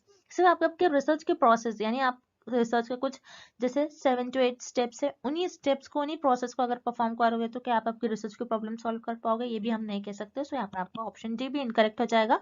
So यहाँ पर आपका करेक्ट ऑप्शन हो जाएगा रिसर्च मेथोडोलॉजी, क्योंकि रिसर्च मेथोडोलॉजी एक ऐसा वे है जिसमें आप आपकी रिसर्च की प्रॉब्लम को सिस्टमैटिक वे में सॉल्व करते हो। Next the purpose of hypothesis testing is to, इस क्वेश्चन में हमें फाइंड आउट करना है कि हाइपोथेसिस टेस्टिंग का पर्पस क्या होता है। अब हाइपोथेसिस टेस्टिंग हम क्यों करते हैं, ये देखने के लिए जो हमारी नल हाइपोथेसिस है उसको हम एक्सेप्ट कर लेते हैं और रिजेक्ट कर लेते हैं। दो ही वेज होते हैं। अगर हम हाइपोथेसिस को टेस्ट करते हैं तो हम नल हाइपोथेसिस को या तो एक्सेप्ट कर लेते हैं या फिर रिजेक्ट कर लेते हैं। ये दो ही चीज करते हैं जब भी हम हाइपोथेसिस को टेस्ट करते हैं। तो अब इस क्वेश्चन में हमें कुछ ऑप्शंस गिवन है, उसके थ्रू हम देखते हैं कि हाइपोथेसिस का पर्पस क्या होगा करेक्ट। अब ऑप्शन ए देखते हैं हम, test how far the mean of sample is from zero. हम हाइपोथेसिस टेस्ट इसलिए नहीं करते कि जो हमारा सैंपल का मीन है, सैंपल से हमको जो भी रिजल्ट्स मिल रहे हैं वो जीरो से कितना दूर है ये देखने के लिए हम हाइपोथेसिस को टेस्ट नहीं करते। सो यहाँ पर आपको ऑप्शन ए इनकरेक्ट हो जाएगा। देन ऑप्शन सी देखेंगे हम, determine the appropriate value of the significance level.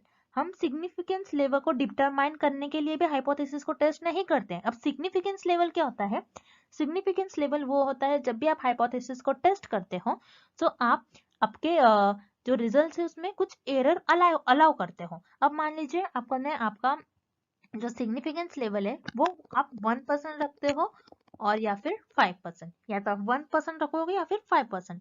अगर आपने आपका सिग्निफिकेंस लेवल 1% रखा है मतलब आप सिर्फ आपकी स्टडी में 1% एरर को अलाउ करोगे, मतलब आपके जो 99% जो भी रिजल्ट आएंगे वो सही होंगे।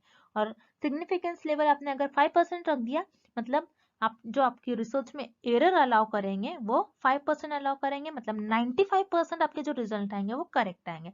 सो ये डिटरमाइन करने के लिए भी आप हाइपोथेसिस को टेस्ट नहीं करते हो। यहाँ पर आपको ऑप्शन सी इनकरेक्ट हो जाएगा। Then option D, determine the appropriate value of the null hypothesis. Null hypothesis के अप्रोप्रिएट वैल्यू को डिटरमाइन करने के लिए आप हाइपोथेसिस को टेस्ट नहीं करते, बल्कि ये देखते हो कि नल हाइपोथेसिस को हमको एक्सेप्ट करना है या फिर रिजेक्ट करना है। हम नल हाइपोथेसिस को किसी वैल्यू को डिटरमाइन नहीं करते, आपको याद रखना है, किसी वैल्यू को डिटरमाइन नहीं करेंगे नल हाइपोथेसिस की। हम बस ये देखते हैं कि नल हाइपोथेसिस को एक्सेप्ट करना है फिर रिजेक्ट करना है। सो यहाँ पर आपका ऑप्शन डी भी इनकरेक्ट हो जाएगा।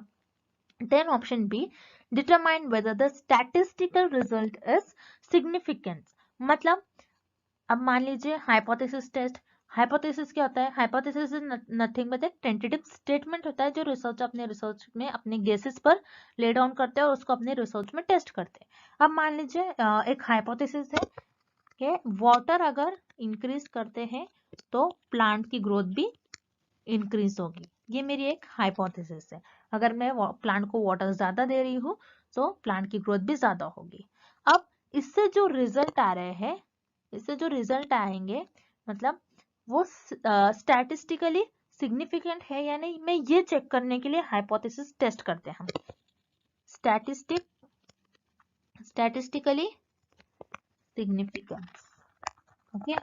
हम हाइपोथेसिस टेस्ट इसलिए करते हैं स्टैटिस्टिकली सिग्निफिकेंस है या फिर नहीं ये देखने के लिए। अब स्टैटिस्टिकली सिग्निफिकेंस का मतलब क्या हो रहा है, आपके जो रिजल्ट हो रहे हैं वो बाय चांस आ रहे हैं या फिर आपका जो इंडिपेंडेंट वेरिएबल है मतलब जो वाटर है, क्या वाटर की वजह से ही ग्रोथ हो रही है या फिर नहीं, आप ये देखते हो। ओके, अगर वाटर की वजह से ग्रोथ हो रही है तो आप क्या करोगे, जो आपकी नल हाइपोथेसिस है उसको रिजेक्ट कर लोगे। अगर वाटर की वजह से ग्रोथ नहीं हो रही है तो आपकी नल हाइपोथेसिस को आप एक्सेप्ट कर लोगे।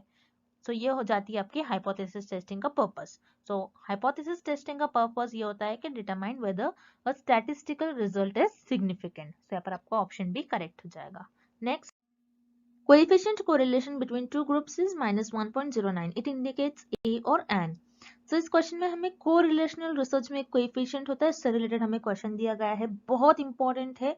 आपके कोरिलेशनल रिसर्च में कोएफिशिएंट होता है जिसका नाम होता है कार्ल पियर्सन कोएफिशिएंट। तो ये साइंटिस्ट का नाम है कार्ल पियर्सन। इन्होंने एक कोएफिशिएंट दिया था कोरिलेशनल रिसर्च में जिसे हम कहते हैं कार्ल पियर्सन कोएफिशिएंट।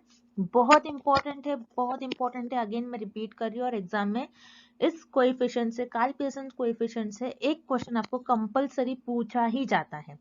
सो हम इस क्वेश्चन को सॉल्व करते हैं। जैसे इस क्वेश्चन में हमें पूछ रहा है कि कार्ल पियर्सन कोएफिशिएंट, इस कोएफिशिएंट की वैल्यू -1.09 है। सो ये क्या इंडिकेट कर रहा है कि ये स्ट्रॉन्ग कोरिलेशन इंडिकेट कर रहा है या फिर स्ट्रॉन्ग नेगेटिव कोरिलेशन या फिर कॉज एंड इफेक्ट कोरिलेशन या फिर कंप्यूटेशन में कुछ एरर्स हो गए। सो आपको याद रखना है कार्ल पियर्सन कोएफिशिएंट जो होता है इस कोएफिशिएंट की वैल्यू -1 से +1 के बीच में लाई करती है। सो -1 से +1 के बीच में जितने भी वैल्यू होंगे वो आपके कार्ल पियर्सन कोएफिशिएंट को इंडिकेट करते हैं। अगर आपके कार्ल पियर्सन कोएफिशिएंट की वैल्यू -1 है, दैट मीन्स आपके जो कोरिलेशनल रिसर्च में वेरिएबल्स है वो स्ट्रॉन्ग नेगेटिव कोरिलेटेड है, उनमें स्ट्रॉन्गली नेगेटिव कोरिलेशन है। अगर आपके कार्ल पियर्सन कोएफिशिएंट की वैल्यू +1 है, दैट मीन्स आपके जो कोरिलेशनल रिसर्च है, कोरिलेशनल रिसर्च में आपके जो वेरिएबल्स होते हैं उनके बीच में स्ट्रॉन्ग पॉजिटिव कोरिलेशन होगा। और अगर आपके कार्ल पियर्सन कोएफिशिएंट की वैल्यू 0 होती है, दैट मीन्स आपके जो वेरिएबल्स है, वेरिएबल्स के बीच में कोई भी रिलेशन नहीं है। सो यही इंडिकेट करता है आपका कार्ल पियर्सन कोएफिशिएंट। और यहाँ पर हमें कोएफिशिएंट की वैल्यू -1.09 यानी -1 से ज्यादा दिया गया है। सो ऐसी कोई वैल्यू कार्ल पियर्सन कोएफिशिएंट में लाई नहीं करती है। तो यहाँ पर आपकी -1.09 वैल्यू आ रही है, मतलब आपसे कुछ मिस्टेक्स हुई है कुछ कंप्यूटेशन में। अगर आपने जो आपके पास डेटा आया है, आपने जो डेटा कलेक्ट करा है, आप उसको कंप्यूट कर रहे हैं, मतलब आप उस डेटा को प्रॉपर अरेंज कर रहे हो, आप उसको टेबुलेशन मोड में फिक्स कर रहे हो। आप जैसे भी आपके पास डेटा आ रहा है उसको आप कंप्यूट कर रहे हो, तो कंप्यूटेशन में आपसे हो सकता है कुछ मिस्टेक्स हो गई हो, जैसे हम कहते हैं एरर्स इन कंप्यूटेशन। सो यहाँ पर आपका ऑप्शन डी राइट हो जाएगा। इस क्वेश्चन का आंसर आपका ऑप्शन डी हो जाएगा। Next, population divided into 4 equal groups of a particular variable group is। इस क्वेश्चन में हमें फाइंड आउट करना है कि आपने आपकी जो पॉपुलेशन है उस पॉपुलेशन को आपने 4 इक्वल ग्रुप्स में डिवाइड कर दिया। 4 इक्वल ग्रुप्स में आपके अपने पॉपुलेशन को डिवाइड कर दिया। सो उसे हम क्या कहेंगे? क्या उसे हम परसेंटाइल कहेंगे, क्वार्टाइल कहेंगे या फिर डेसाइल कहेंगे? सो यहाँ पर आपकी मान लीजिए कोई पॉपुलेशन थी, आपने उस पॉपुलेशन को 4 पार्ट्स में डिवाइड कर दिया है, फर्स्ट, सेकेंड, थर्ड एंड ये फोर्थ पार्ट। 4 पार्ट में आपने उसको डिवाइड कर दिया।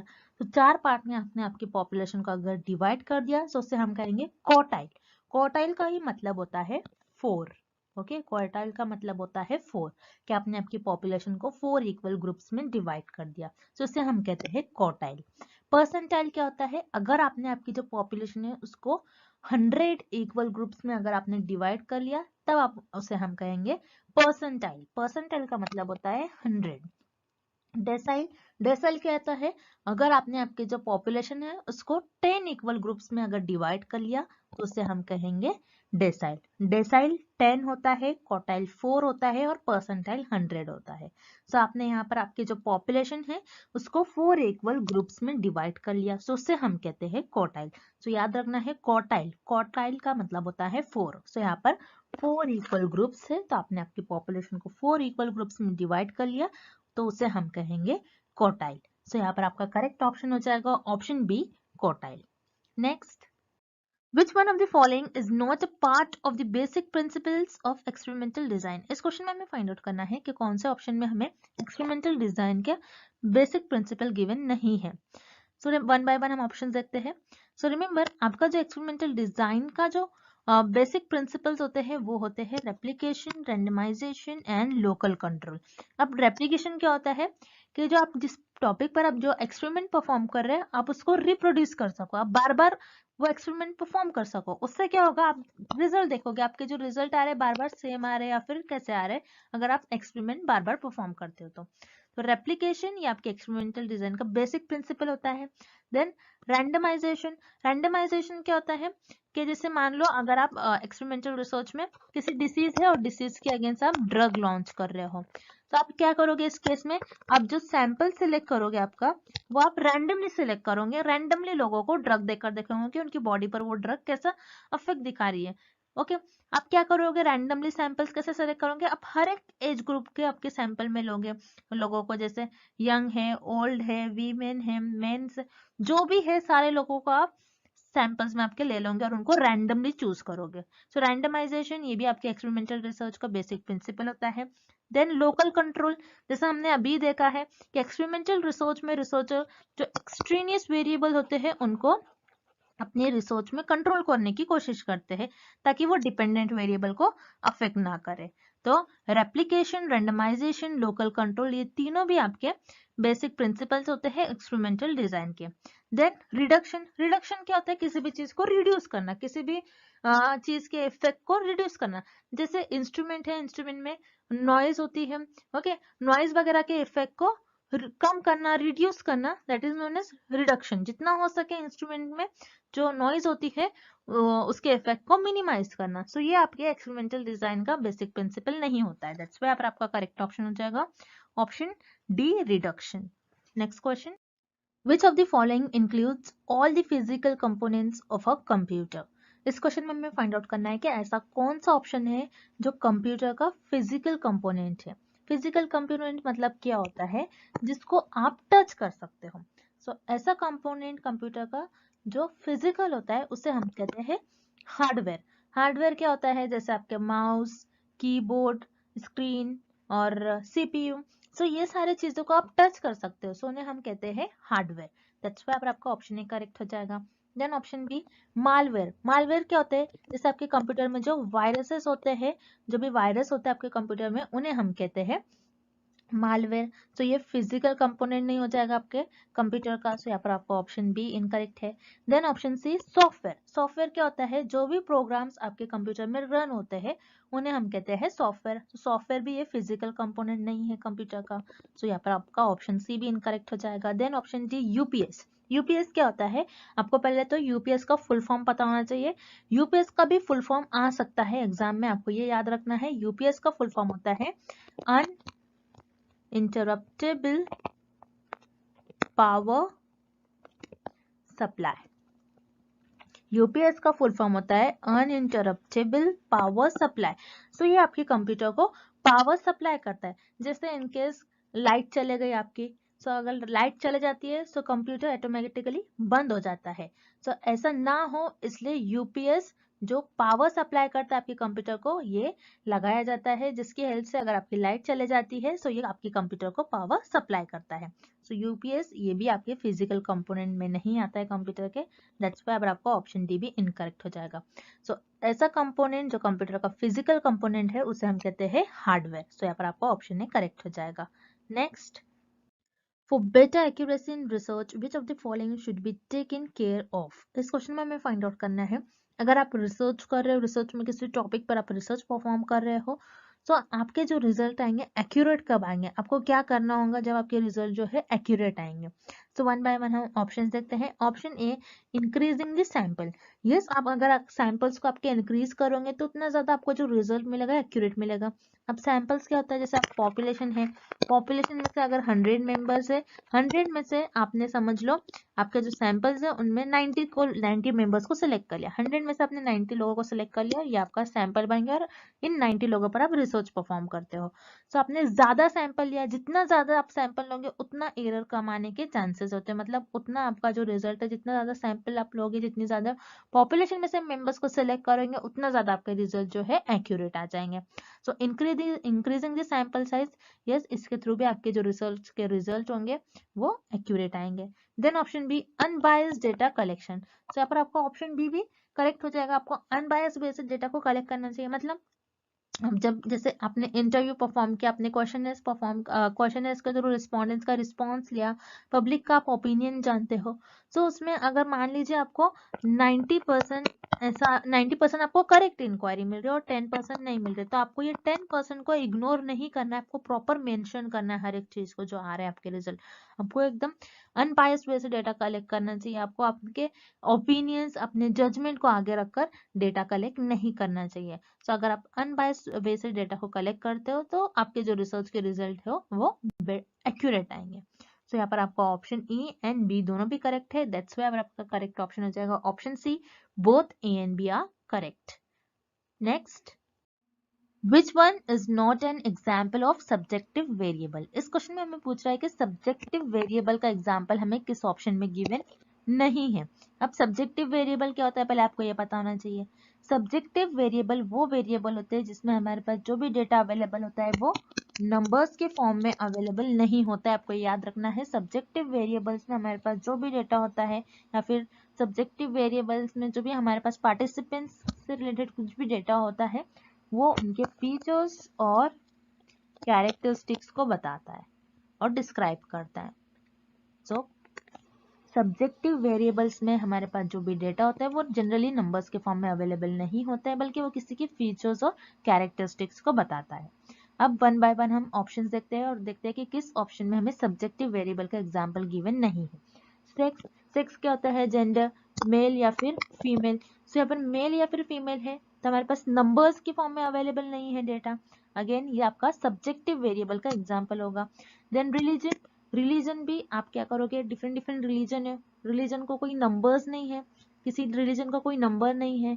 सो यहाँ पर रिलीजन किसी का फीचर बता रहा है कि आप कौन से रिलीजन से हो, तो सब्जेक्टिव वेरिएबल का भी ये एग्जाम्पल हो जाएगा। सो यहाँ पर आपका option B religion subjective variable का एग्जाम्पल हो जाएगा। देन रेस, रेस क्या होता है कि जनरली फिजिकल ट्रेट्स को बताता है रेस। जैसे किसी के स्किन कलर को कोई ज्यादा डार्क है, कोई फेयर है, किसी का हेयर टेक्सचर, किसी के फेशियल फीचर्स और किसी का आई फॉर्मेशन। सो ये सारे रेस में आता है, जिसमें आप बोलते हैं किसी का फिजिकल ट्रेट्स वो कैसा दिखता है, उसको हम रेस कहते हैं। सो रेस ये भी आपका सब्जेक्टिव वेरिएबल का एग्जाम्पल होता है। Then last is income.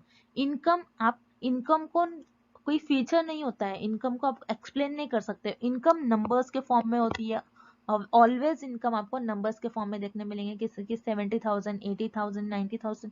सो यहाँ पर इनकम में आपके पास जो भी डेटा अवेलेबल होता है जनरली नंबर्स के फॉर्म में होता है। सो इनकम आपका ये सब्जेक्टिव वेरिएबल का एग्जाम्पल नहीं होगा। सो यहाँ पर आपका option D is the right answer. Next, type 2 error is also known as. इस क्वेश्चन में हमें फाइंड आउट करना है कि टाइप 2 एरर को और हम क्या कहते हैं। सो टाइप 2 एरर होता क्या है, किस तरीके से टाइप 2 एरर ये टर्म यूज में आया है, इस टर्म का मतलब क्या होता है आपको पहले तो ये पता होना चाहिए।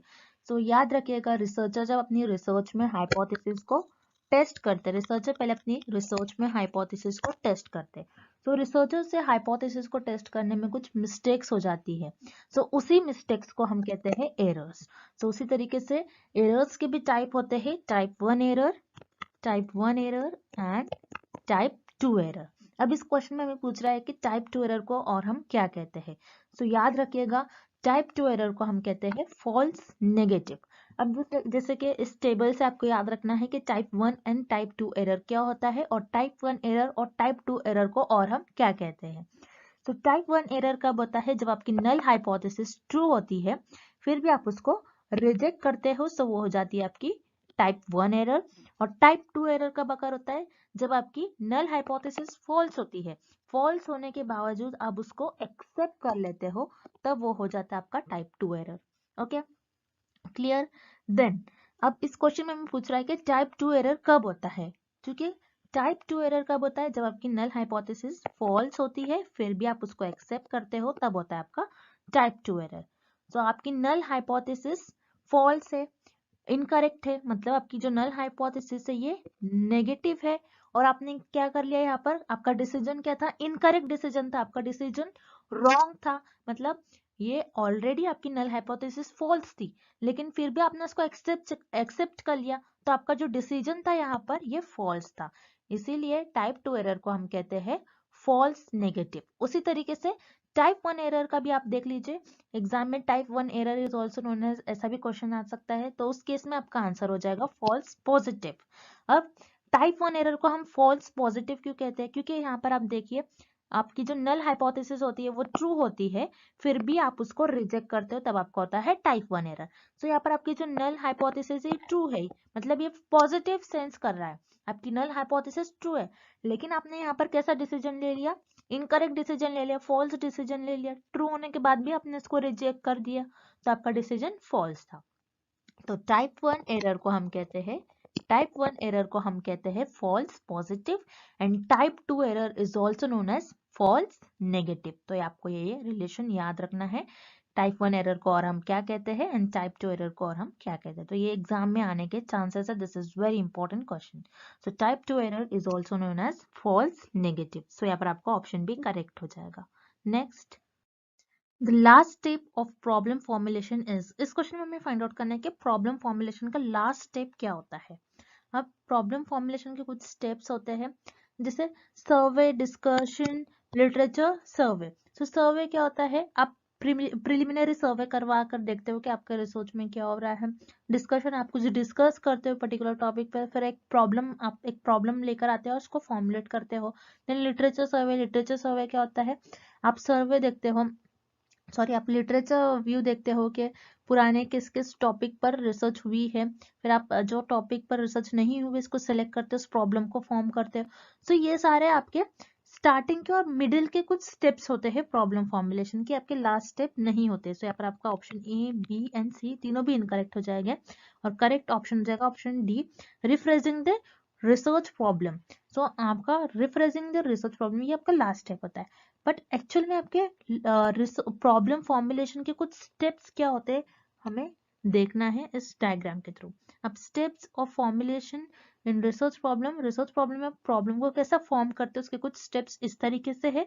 फर्स्ट स्टेप में आप आइडेंटिफाई करते हैं ब्रॉड फील्ड और subject area interest to you. आपको जिस सब्जेक्ट में इंटरेस्ट है आप पहले वो सब्जेक्ट चूज कर लेते हो, एक ब्रॉड एरिया चूज कर लेते हो। अब जैसे मैंने एक ब्रॉड एरिया चूज कर लिया साइंस, आप कुछ भी ले सकते हो, science, math, geography, commerce, okay, आपने एक ब्रॉड एरिया चूज कर लिया।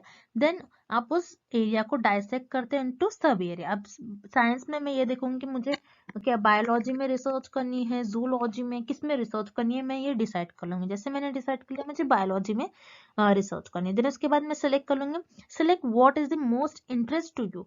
अब बायोलॉजी में भी मुझे कुछ सब्जेक्ट्स में इंटरेस्ट होगा, मैं अपने इंटरेस्ट के बेसिस पर ही एक प्रॉब्लम को सिलेक्ट कर लूंगी। जैसे बायो में मुझे इंटरेस्ट है ह्यूमन बॉडी पर मैं किसी बोन्स पर स्टडी करूंगी, ह्यूमन बॉडी के कोई बोन्स पर मुझे स्टडी करना है, किसी बोन्स पर, तो मेरा इंटरेस्टिंग एरिया हो गया।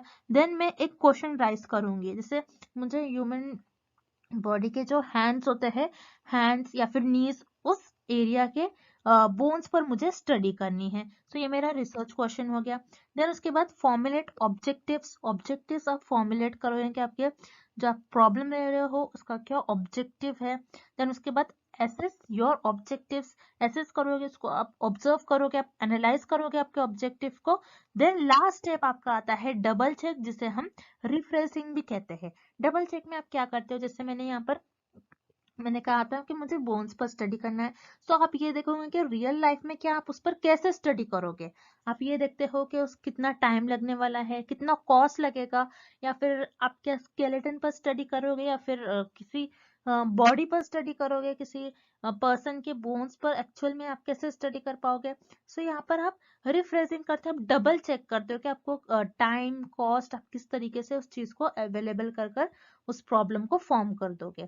सो याद रखिएगा, प्रॉब्लम फॉर्मुलेशन का लास्ट स्टेप होता है rephrasing the research problem. So यहाँ पर आपका ऑप्शन डी करेक्ट हो जाएगा। And what are the conditions in which type 1 error occurs. इस क्वेश्चन में भी पूछ रहा है दिए गए ऑप्शंस में से कौन सा एक ऐसा ऑप्शन है अगर रिसर्चर उस ऑप्शन को परफॉर्म करते हैं और जो भी रिसर्च कर रहा है उस ऑप्शन को परफॉर्म करता है, तो उसे हम कहेंगे कि उन्होंने टाइप 1 एरर परफॉर्म किया। सो एरर क्या होता है, आपको पहले तो ये पता होना चाहिए इस क्वेश्चन को सॉल्व करने के लिए।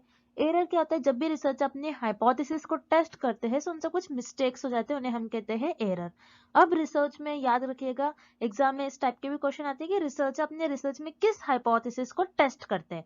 तो याद रखिएगा, रिसर्चर अपने रिसर्च में सिर्फ और सिर्फ नल हाइपोथेसिस को टेस्ट करते हैं, और रिसर्चर से नल हाइपोथेसिस को टेस्ट करने में कुछ मिस्टेक्स हो जाती है, उसी को हम कहते हैं, उस मिस्टेक्स को हम कहते हैं एरर्स। और रिसर्चर से जो एरर्स होता है वो दो टाइप का हो सकता है, टाइप 1 एंड टाइप 2। अब इस क्वेश्चन में हमें पूछ रहा है कि टाइप 1 एरर कब अकर होता है। तो इसके लिए आपको ये टेबल याद रखना है, बहुत इंपॉर्टेंट है। इसके पहले भी मैंने कई लेक्चर्स में ये टेबल आपको बताया है, और इस टेबल के बेसिस पर मैंने नोट्स में इस टेबल को बहुत अच्छे से एक्सप्लेन करा है। अगर आप एक बारी नोट्स पढ़ लेते हो तो मैं अपने बैच के स्टूडेंट्स को कहूंगी कि एक बार आप नोट्स रीड कर लीजिएगा, तो ये आपको जो टाइप 1 एरर टॉपिक है एंड टाइप 2 एरर ये एकदम आपको क्लियर हो जाएगा। जैसे कि आप टेबल में देख रहे हो, आप हमेशा, और रिसर्चर जो भी रिसर्च करे हमेशा नल हाइपोथेसिस को टेस्ट करते हैं। अगर नल हाइपोथेसिस ट्रू है और फिर भी रिसर्चर उसको रिजेक्ट कर देते हैं, तो उस केस में आपका होगा कि रिसर्चर ने टाइप 1 एरर परफॉर्म किया और टाइप 1 एरर को अल्फा एरर भी कहते हैं, अल्फा से डिनोट किया जाता है। उसी तरीके से टाइप 2 एरर क्या होता है? टाइप 2 एरर इस केस में होगा अगर आपकी जो नल हाइपोथेसिस है वो फॉल्स है, फॉल्स होने के बावजूद आप उसको एक्सेप्ट कर ले रहे हो। अगर नल हाइपोथेसिस फॉल्स है, आपने इसको एक्सेप्ट कर लिया, तो यहाँ पर आपने टाइप 2 एरर परफॉर्म किया, और टाइप 2 एरर को बीटा एरर भी कहते हैं। सो याद रखिएगा, टाइप 1 एरर कब अकर होता है? जब आपकी नल हाइपोथेसिस ट्रू हो। नल हाइपोथेसिस ट्रू होने पर भी आपने उसको क्या कर लिया? रिजेक्ट कर लिया, तो उस केस में आपने जो एरर परफॉर्म किया वो हो जाएगा आपका टाइप 1 एरर, जिसे हम अल्फा से भी डिनोट करते हैं। तो इस क्वेश्चन का आपका राइट आंसर हो जाएगा option B, the null hypothesis get rejected even if it is true. Next, assignment of numerals to the objects to represent their attributes is known as। इस क्वेश्चन में हमें पूछ रहा है ऐसे कौन सा डेटा होता है जिसमें हम उस डेटा के जो भी कैरेक्टरिस्टिक्स होते हैं, उन पर्टिकुलर ऑब्जेक्ट की जो कैरेक्टरिस्टिक्स होते हैं उनको एक नंबर देते हैं। सो उस डेटा को हम क्या कहते हैं? सो याद रखिएगा, उस डेटा को हम कहते हैं नॉमिनल डेटा। सो रिसर्च में 4 टाइप्स के स्केल होते हैं जिसमें आपके पास डेटा होता है, जिसे हम nominal, ordinal, interval and ratio scale भी कहते हैं, और नॉमिनल डेटा भी कहते हैं, यानी उस स्केल में हमारे पास कुछ ना कुछ डेटा होता है। जैसे यहाँ पर आपको इस डायग्राम में देखना है, 4 types of level of measurement होते हैं और स्केल्स ऑफ मेजरमेंट होते हैं, जिसे हम इस शॉर्ट फॉर्म से याद रखेंगे NOIR, N for nominal, O for ordinal, I for interval and R for ratio. Nominal scale क्या होती है? जिसमें आपके पास जो भी डेटा होता है आप उस डेटा को उनके कैरेक्टरिस्टिक्स के बेसिस पे डिवाइड करते हो।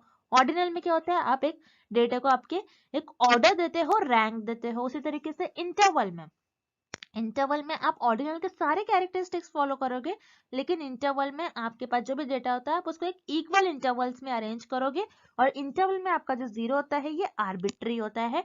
And last is ratio. Ratio में इंटरवल के सारे कैरेक्टरिस्टिक्स प्रेजेंट होंगे और रेशो में जीरो का कुछ ना कुछ मीनिंग होगा। तो यही होते हैं आपके 4 लेवल ऑफ मेजरमेंट और 4 स्केल्स ऑफ मेजरमेंट, जिसे मैंने अपने लेक्चर सीरीज में डिटेल में एक्सप्लेन किया है। सो जिन स्टूडेंट्स ने लेक्चर देखा होगा उनको इजीली समझ में आ गया होगा कि लेवल ऑफ मेजरमेंट्स क्या होते हैं। सो इस क्वेश्चन में हमें पूछ रहा है ऐसे लेवल ऑफ मेजरमेंट, ऐसे स्केल जिसमें हमारे पास जो भी डेटा होता है उस डेटा को उसके कैरेक्टरिस्टिक्स के बेसिस पर उस ऑब्जेक्ट को और उसके कैरेक्टरिस्टिक्स को हम एक न्यूमेरिकल से रिप्रेजेंट करते हैं, मतलब नंबर से रिप्रेजेंट करते हैं। जैसे मान लीजिए मेल है एंड फीमेल है, ओके। सो यहाँ पर एक कैरेक्टरिस्टिक्स है, ये ह्यूमन बीइंग की कैरेक्टरिस्टिक्स है, कोई मेल होगा कोई फीमेल होगा। अब नॉमिनल स्केल में क्या करते हैं, जो आपके पास डेटा होता है उस डेटा को आप नंबर देते हो। जैसे फॉर एग्जांपल मैं मेल को नंबर दे दूंगी +1 और फीमेल को नंबर दे दूंगी मैं -1। सो यहाँ पर मैं क्या कर रही हूँ, मेरे पास जो भी डेटा है उसके कैरेक्टरिस्टिक्स की बेसिस पे मैंने जो डेटा है वो डिवाइड की हूँ मेल और फीमेल्स को, उनको मैंने एक नंबर्स के फॉर्म में रिप्रेजेंट किया। तो ऐसा सिर्फ और सिर्फ आप नॉमिनल स्केल में करते हो और आपके पास नॉमिनल डेटा जो होता है उसमें आप करते हो। सो इस क्वेश्चन का आपका राइट आंसर हो जाएगा option A, nominal data. Next, what is the use of factorial analysis. इस क्वेश्चन में हमें पूछ रहा है कि फैक्टोरियल एनालिसिस का यूज क्या होता है। सो याद रखिए, रिसर्च में एक टर्म होता है फैक्टोरियल एनालिसिस, जिसका मतलब होता है कि reduction of data. So factorial analysis, अगर आपके पास बहुत ज्यादा डेटा होगा रिसर्च में, तो जो अननेसेसरी डेटा होगा उसको रिड्यूस करने के लिए फैक्टोरियल एनालिसिस का यूज करा जाता है। अब मान लीजिए फॉर एग्जाम्पल मेरे पास बहुत ज्यादा डेटा है, बहुत ज्यादा वेरिएबल्स है, जैसे वेरिएबल ए, बी, सी, वेरिएबल डी, वेरिएबल ई, वेरिएबल एफ। अब मेरे पास इतने सारे वेरिएबल्स है, अब इतने सारे वेरिएबल्स पर मुझे फोकस करना, इनको ऑब्जर्व करना, इनको एनालाइज करना डिफिकल्ट हो जाएगा। अब रिसर्चर क्या करते हैं, जो ये वेरिएबल्स हमें दिए गए हैं ए से एफ तक, इन सारे वेरिएबल्स को रिसर्चर को एनालाइज करना मुश्किल होता है, तो रिसर्चर क्या करते हैं, इस डेटा को रिड्यूस करते जाते हैं और रिसर्चर ये पता लगाते हैं कौन से 2 ऐसे वेरिएबल्स होंगे जिसकी वजह से ये सारे जो वेरिएबल्स एक दूसरे से लिंक्ड है और कनेक्टेड है। सो जैसे मैं यहाँ पर देखूंगी कि यहाँ पर जो वेरिएबल बी है और वेरिएबल डी है, ये दोनों एक ऐसे वेरिएबल्स है जिसकी वजह से ये सारे वेरिएबल्स एक दूसरे से लिंक्ड है, सारे वेरिएबल्स एक दूसरे से कनेक्ट है। सो रिसर्चर क्या करेंगे, जो अननेसेसरी डेटा है जो रिसर्चर को रिक्वायर्ड नहीं है, सो इन सारे डेटा को रिसर्चर मिनिमाइज कर देंगे, रिड्यूस कर देंगे, और जो वेरिएबल्स, जो दो वेरिएबल्स इंपॉर्टेंट है जिसको रिसर्चर को ऑब्जर्व करना चाहिए, एनालिसिस करना चाहिए, इन दो वेरिएबल्स को रिसर्चर चुन लेते हैं और उनको ऑब्जर्व करते हैं और एनालिसिस करते हैं। सो बेसिकली फैक्टोरियल एनालिसिस का मीनिंग क्या होता है और यूज क्या होता है कि रिसर्च में बहुत ज्यादा डेटा होने की वजह से रिसर्चर उन चीजों को, उन वेरिएबल्स को ऑब्जर्व नहीं कर पाते, एनालिसिस नहीं कर पाते, क्योंकि बहुत ज्यादा डेटा होने की वजह से रिसर्च जो होगी कॉम्प्लेक्स वे की तरफ चली जाएगी। सो इसलिए बहुत ज्यादा डेटा जब होता है, सो उस डेटा को रिड्यूस करने के लिए फैक्टोरियल एनालिसिस का यूज करा जाता है। और जो दो मेन वेरिएबल्स होते हैं, उन दो वेरिएबल्स के बीच में रिलेशन को पता करा जाता है, उनके बीच में कैसा रिलेशनशिप है उसको अंडरस्टैंड करने के लिए फैक्टोरियल एनालिसिस का यूज करा जाता है। सो इस क्वेश्चन का आपका राइट आंसर हो जाएगा option C, to understand the relationship between two variables. Next, find the median of the given set of numbers 2, 6, 6, 8, 4, 2, 7, 9। So इस क्वेश्चन में हमें मीडियन पूछा गया है और हमें कुछ नंबर्स दिया गया है, हमें कुछ डेटा दिया गया है, हमें मीडियन वैल्यू फाइंड आउट करना है। मीडियन क्या होता है? आपके डेटा की जो सेंटर और मिडल वैल्यू, उसे हम कहते हैं मीडियन। अब मीडियन को सॉल्व करने के लिए कुछ स्टेप्स है, इन स्टेप्स को आपको याद रखना है। जैसे कि मैंने आपसे कहा था, आपको एग्जाम में compulsory median, mode and mean ये फाइंड आउट करने के लिए एग्जाम में कंपलसरी इस पर आपको एक क्वेश्चन देखने मिलेगा। अब मीडियन को सॉल्व करने के लिए आपको स्टेप्स को याद रखना है। जैसे कि हम स्टेप्स को परफॉर्म करेंगे। स्टेप 1 है कि आपके पास जो भी डेटा दिया गया है, आपको उसको एक इंक्रीजिंग ऑर्डर में अरेंज करना है। सो यहाँ पर आपको जो डेटा दिया गया है ये इंक्रीजिंग ऑर्डर में अरेंज नहीं किया गया है, तो हम पहले इसको इंक्रीजिंग ऑर्डर में अरेंज करेंगे। जैसे सबसे छोटा नंबर है यहाँ पर 2 दो बार आया है, फिर उसके बाद 4, देन 4 के बाद 6 दो बार आया है, देन 7, 8 एंड 9। सो हमने जो भी डेटा दिया गया था उसको एक इंक्रीजिंग ऑर्डर में अरेंज कर लिया, छोटे से बड़े। फिर सेकेंड स्टेप में हमें देखना है आपका डेटा ऑड है या फिर इवन है। सो डेटा को हम काउंट कर लेते हैं, 1, 2, 3, 4, 5, 6, 7, 8। 8 नंबर से मतलब आपका जो डेटा है ये इवन है। सो अगर आपका डेटा इवन होता है, उस केस में आपकी दो वैल्यू हो जाएगी मीडियन की। अगर मान लो आपका डेटा ऑड होता है, तो उस केस में आपकी एक ही वैल्यू हो जाएगी मीडियन की। अब मान लीजिए जैसे आपके पास यहाँ पर सिर्फ 7 डेटा है, मतलब हम 8 तक वैल्यू पकड़ लेते हैं, 8 तक वैल्यू हम चूज कर लेते हैं। अगर आपके पास 7 नंबर्स होते, 7 डेटा होता, तो इस केस में आपकी जो मीडियन की वैल्यू होती है वो सिर्फ और सिर्फ 1 होती। जैसे 1, 2, 3, 4, 5, 6, 7। अगर मैं राइट हैंड साइड से चलूँ 1, 2, 3, तो फोर्थ नंबर पे 6 आ रहा है। अगर मैं लेफ्ट हैंड साइड से चलूँ 1, 2, 3, 4 एंड अगेन फोर्थ नंबर पर मेरा सेम ही नंबर आ रहा है जो कि है 6। सो अगर मेरा डेटा ऑड होता तो उस केस में मेरी 6 वैल्यू हो जाती। अब इवन है, इवन के लिए मुझे किस तरीके से काउंट करना है? इवन के लिए मेरे पास टोटल 8 नंबर्स है, यानी यहाँ पर मेरे पास टोटल 8 नंबर हो जाएंगे इस केस में, यानी इवन नंबर्स है। तो मैं किस तरीके से काउंट करूंगी? 1, 2, 3, फोर्थ नंबर पर 6 आ रहा है और यहाँ से भी 1, 2, 3, 4 पर 6 आ रहा है। तो इस केस में मेरे दो मीडियन के वैल्यू हो जाएंगे। ओके, सो यहाँ पर 6 एंड 6 हमने नंबरिंग कर लिया। जैसे 8 था, यहाँ पर टोटल हमारा जो डेटा था इवन था और टोटल 8 नंबर्स थे, तो 8 डिवाइडेड बाय 2 कर लो तो हो जाएगा आपका 4। यानी लेफ्ट हैंड साइड से आपको फोर्थ नंबर पर जो भी नंबर आ रहा है वो चूज करना है और राइट हैंड साइड से आपके फोर्थ नंबर पर जो भी नंबर आ रहा है उसको आपको चूज करना है। सो हमने चूज कर लिया और जो नंबरिंग करने पर हमें दो वैल्यू मिल रही थी जो कि है 6 एंड 6। अभी उन वैल्यूज का हमें एवरेज लेना है। एवरेज किस तरीके से लिया जाता है? सो यहाँ पर 6 + 6 डिवाइडेड बाय 2 नंबर्स है तो डिवाइडेड बाय 2। सो 6 + 6 हो जाता है आपका 12 divided by 2। So 12 divided by 2 हो जाएगा आपका 6। तो इस केस में आपकी जो मीडियन की वैल्यू हो जाएगी वो हो जाएगी 6। तो इस क्वेश्चन का आपका राइट आंसर हो जाएगा option A 6। Next, Which of the following is not required in the formulation of research problem? इस क्वेश्चन में हमें फाइंड आउट करना है कि दिए गए ऑप्शंस में से कौन सा एक ऐसा ऑप्शन है जिसे रिसर्च प्रॉब्लम में हम जब रिसर्च में प्रॉब्लम को फॉर्मुलेट करते हैं उसमें उसकी जरूरत नहीं होती है, उसका कोई रिक्वायरमेंट नहीं होता है। सो हम वन बाय वन ऑप्शंस देखेंगे। Option A, specifying the research objective. Yes, अगर आप आपकी जो रिसर्च है, रिसर्च प्रॉब्लम फॉर्मुलेट करो तो आपको रिसर्च का ऑब्जेक्टिव पता होना चाहिए। जैसे मान लीजिए कोई डिसीज है और डिसीज के अगेंस्ट मुझे एक ड्रग फॉर्म करना है, सो मेरा ऑब्जेक्टिव होना चाहिए मैं ये ड्रग क्यों फॉर्म करूंगी, तो उसके पीछे मेरा कुछ ऑब्जेक्टिव एम होना चाहिए। जैसे मैंने ये ड्रग फॉर्म किया क्योंकि मुझे जो भी पर्सन थे जो भी उस पर्टिकुलर डिसीज से क्योर सफर कर रहे होंगे तो उनमें वो डिसीज क्योर हो जाए इसीलिए मेरा ऑब्जेक्टिव यही है कि उस डिसीज के जो इफेक्ट है उसको कम करने के लिए मैंने ये ड्रग फॉर्म कराया। तो ये मेरा रिसर्च का ऑब्जेक्टिव हो जाएगा। So research objective is very important in the formulation of research problem. उसी तरीके से option B, review is context and environment, मतलब आप जो ड्रग पर स्टडी कर रहे हो तो उस ड्रग के बारे में आपका कुछ ना कुछ बैकग्राउंड नॉलेज होना चाहिए। अब डायरेक्टली कोई भी ड्रग लोगे और उस पर स्टडी करोगे तो ऐसा नहीं कर सकते, आपको उसका बैकग्राउंड नॉलेज होना चाहिए। सो यहाँ पर आपका ऑप्शन बी भी करेक्ट है। रिसर्च प्रॉब्लम को फॉर्मुलेट करने में आपका उसका बैकग्राउंड आपको पता होना चाहिए और उसका एनवायरनमेंट भी पता होना चाहिए। उसी तरीके से option C, explore its nature, yes उसका नेचर भी आपको एक्सप्लोर करना चाहिए कि उसका किस तरीके से वो इफेक्टिव है, उसका पूरा आपको नेचर एक्सप्लोर करना चाहिए। सो यहाँ पर आपका ऑप्शन सी भी करेक्ट हो जाएगा। एक्सप्लोर नेचर भी पता होना चाहिए आपको, उसका नेचर भी एक्सप्लोर करना चाहिए आपके रिसर्च के प्रॉब्लम का जब आप रिसर्च प्रॉब्लम फॉर्मुलेट कर रहे हो। Then option D, single approach, no यहाँ पर आपका ऑप्शन डी इनकरेक्ट है, क्योंकि रिसर्च प्रॉब्लम में सिंगल अप्रोच की कोई रिक्वायरमेंट नहीं होती अगर जब आप रिसर्च प्रॉब्लम फॉर्मुलेट कर रहे हो।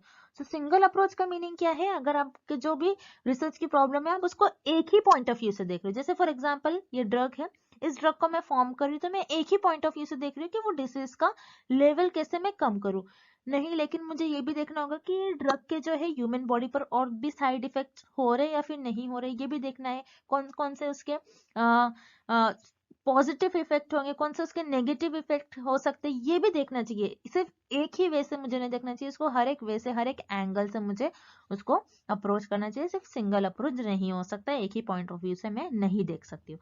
सो यस, यहाँ पर आपका ऑप्शन डी करेक्ट हो जाएगा। सिंगल अप्रोच ये आपके रिसर्च प्रॉब्लम को फॉर्मुलेट करने में रिक्वायर्ड नहीं होता है। Next, measurement of salt tolerance in plant is a variable, which type of variable it is। सो यहाँ पर हमें एक क्वेश्चन दिया गया है, एक एग्जाम्पल दिया गया है बेसिकली, और उसे हमें पूछा गया है कि जो एग्जाम्पल हमें दिया गया है ये कौन सा वेरिएबल का एग्जाम्पल होगा। अब यहाँ पर प्लांट में सॉल्ट टॉलरेंस लेवल को मेजर किया जा रहा है कि प्लांट में कितना सॉल्ट टॉलरेंस लेवल है। सो उसको मेजर किया जा रहा है, तो यहाँ पर सॉल्ट टॉलरेंस ये एक वेरिएबल हो गया। अब ये जो वेरिएबल है कौन से टाइप का वेरिएबल है, क्या ये कोफाउंडिंग वेरिएबल है, लैटेंट वेरिएबल है या फिर मॉडरेटिंग वेरिएबल है, ये हमें पता करना है। सो याद रखिए, प्लांट में सॉल्ट टॉलरेंस कितना है इसको हम बेसिकली प्रॉपर वे में मेजर नहीं कर सकते, क्योंकि सॉल्ट में टॉलरेंस लेवल मेजर करना इट्स वेरी डिफिकल्ट। तो ऐसी चीजें जिसको हम डायरेक्टली मेजर नहीं कर सकते हैं, डायरेक्टली याद रखिएगा, ऐसी चीजें जिसे हम डायरेक्टली मेजर नहीं कर सकते हैं उन वेरिएबल्स को कहते हैं लेटेंट वेरिएबल। सो इस क्वेश्चन का आपका राइट आंसर हो जाएगा option B, latent variable. Latent variable ऐसे वेरिएबल होते हैं जिनको आप डायरेक्टली मेजर नहीं कर सकते हो, डायरेक्टली आप उसको आप थोड़ा बहुत उसको ऑब्जर्व तो कर सकते हो, लेकिन उसको डायरेक्टली आप चीजों को मेजर नहीं कर सकते हो, तो उसे हम कहते हैं लेटेंट वेरिएबल। उसी तरीके से जो रिमेनिंग ऑप्शन उन्हें भी हम देख लेते हैं।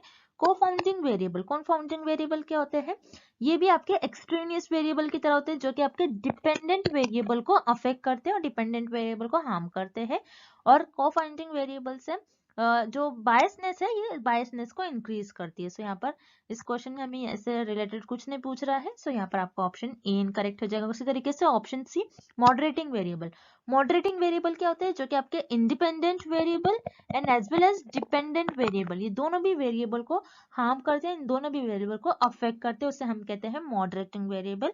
सो यहाँ पर क्वेश्चन में हमें इंडिपेंडेंट और डिपेंडेंट वेरिएबल से क्वेश्चन नहीं पूछा गया है, बल्कि हमें एक ऐसा वेरिएबल दिया गया है जिसको हमें मेजर करना है, जिसे हम डायरेक्टली मेजर भी नहीं कर सकते, सो उसे हम कहते हैं लेटेंट वेरिएबल, ना कि मॉडरेटिंग वेरिएबल।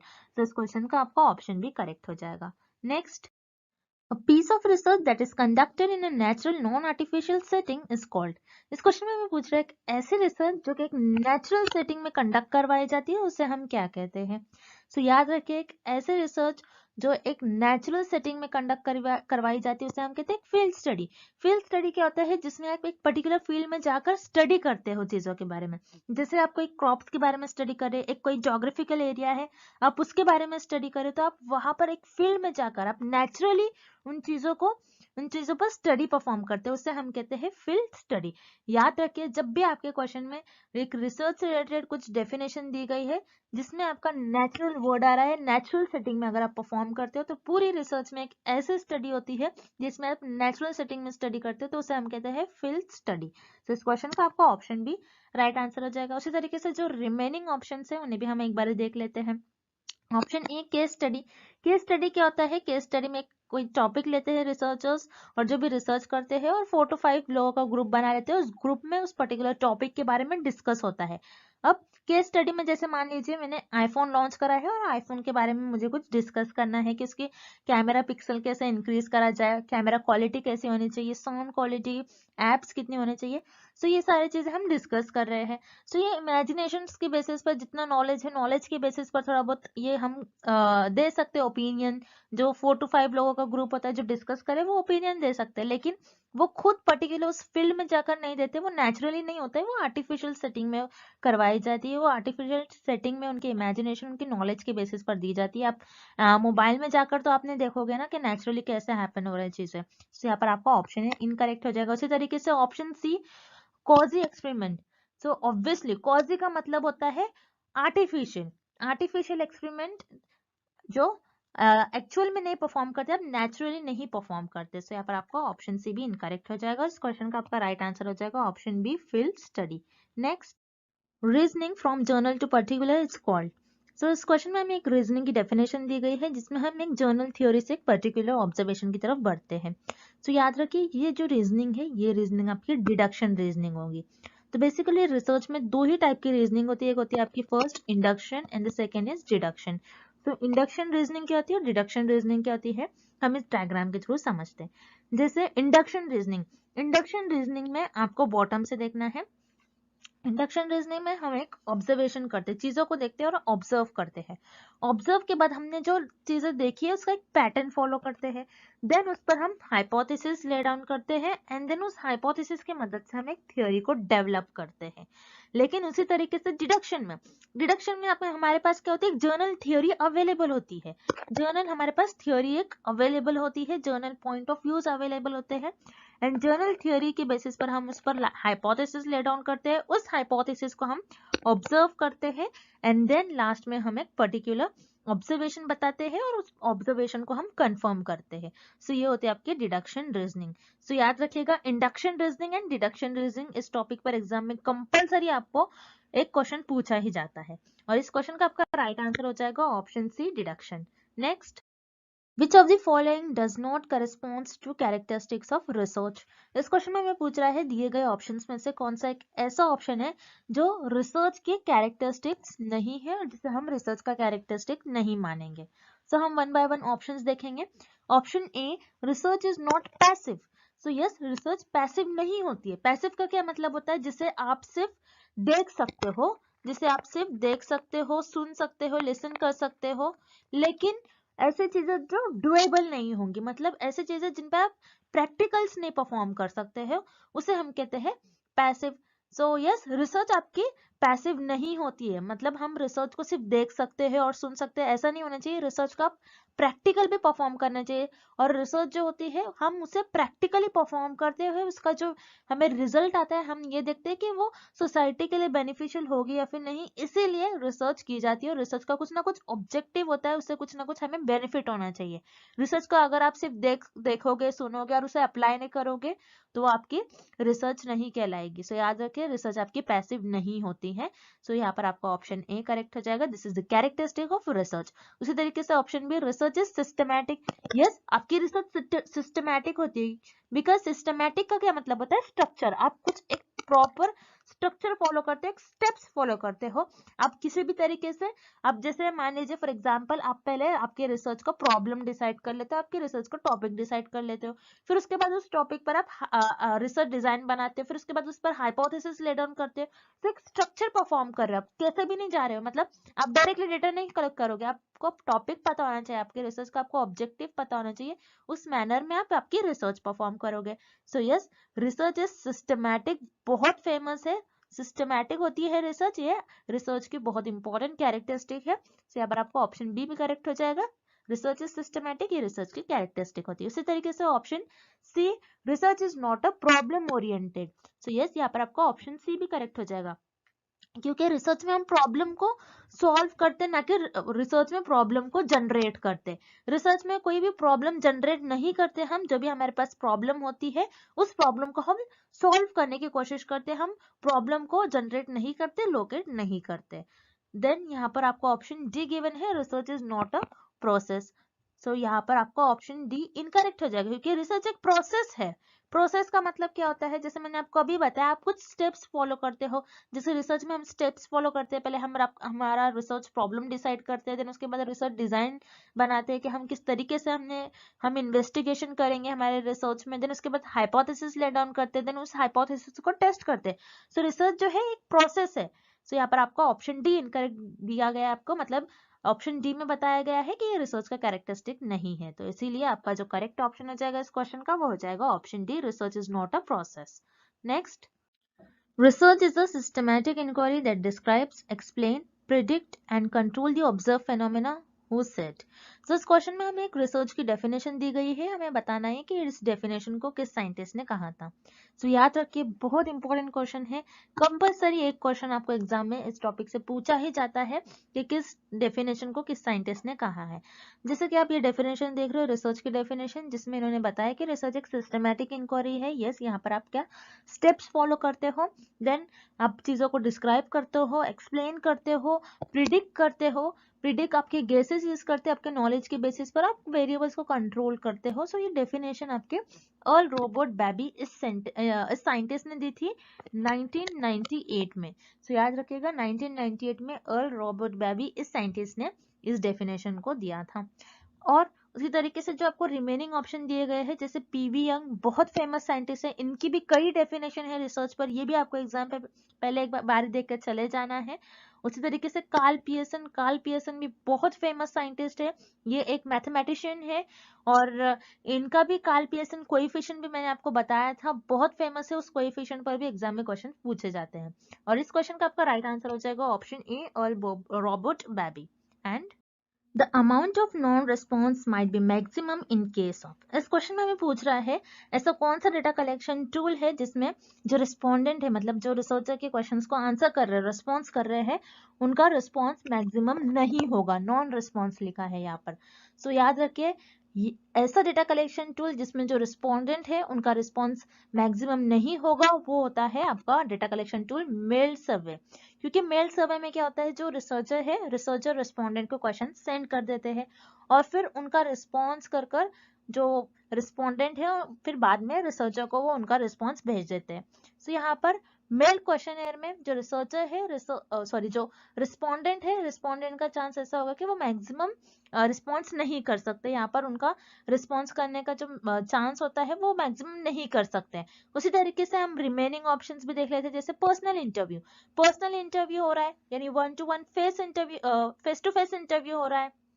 सो यहाँ पर ऑब्वियसली जो रिसर्चर क्वेश्चन पूछेंगे, सो रिस्पोंडेंट उनका रिस्पॉन्स करेंगे। उसी तरीके से टेलीफोन इंटरव्यू पर भी जो इमीडिएटली रिस्पॉन्स मिल रहा है, immediately researcher face to face उनसे कांटेक्ट करेंगे, मतलब कांटेक्ट हो रहा है।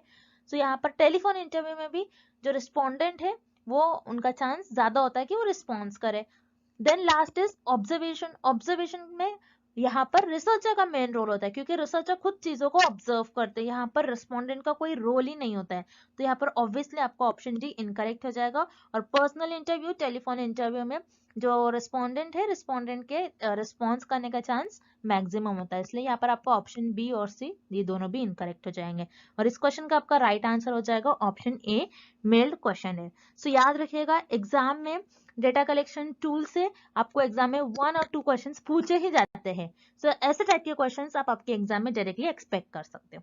Next, data collected using observations, interviews and questionnaires is known as.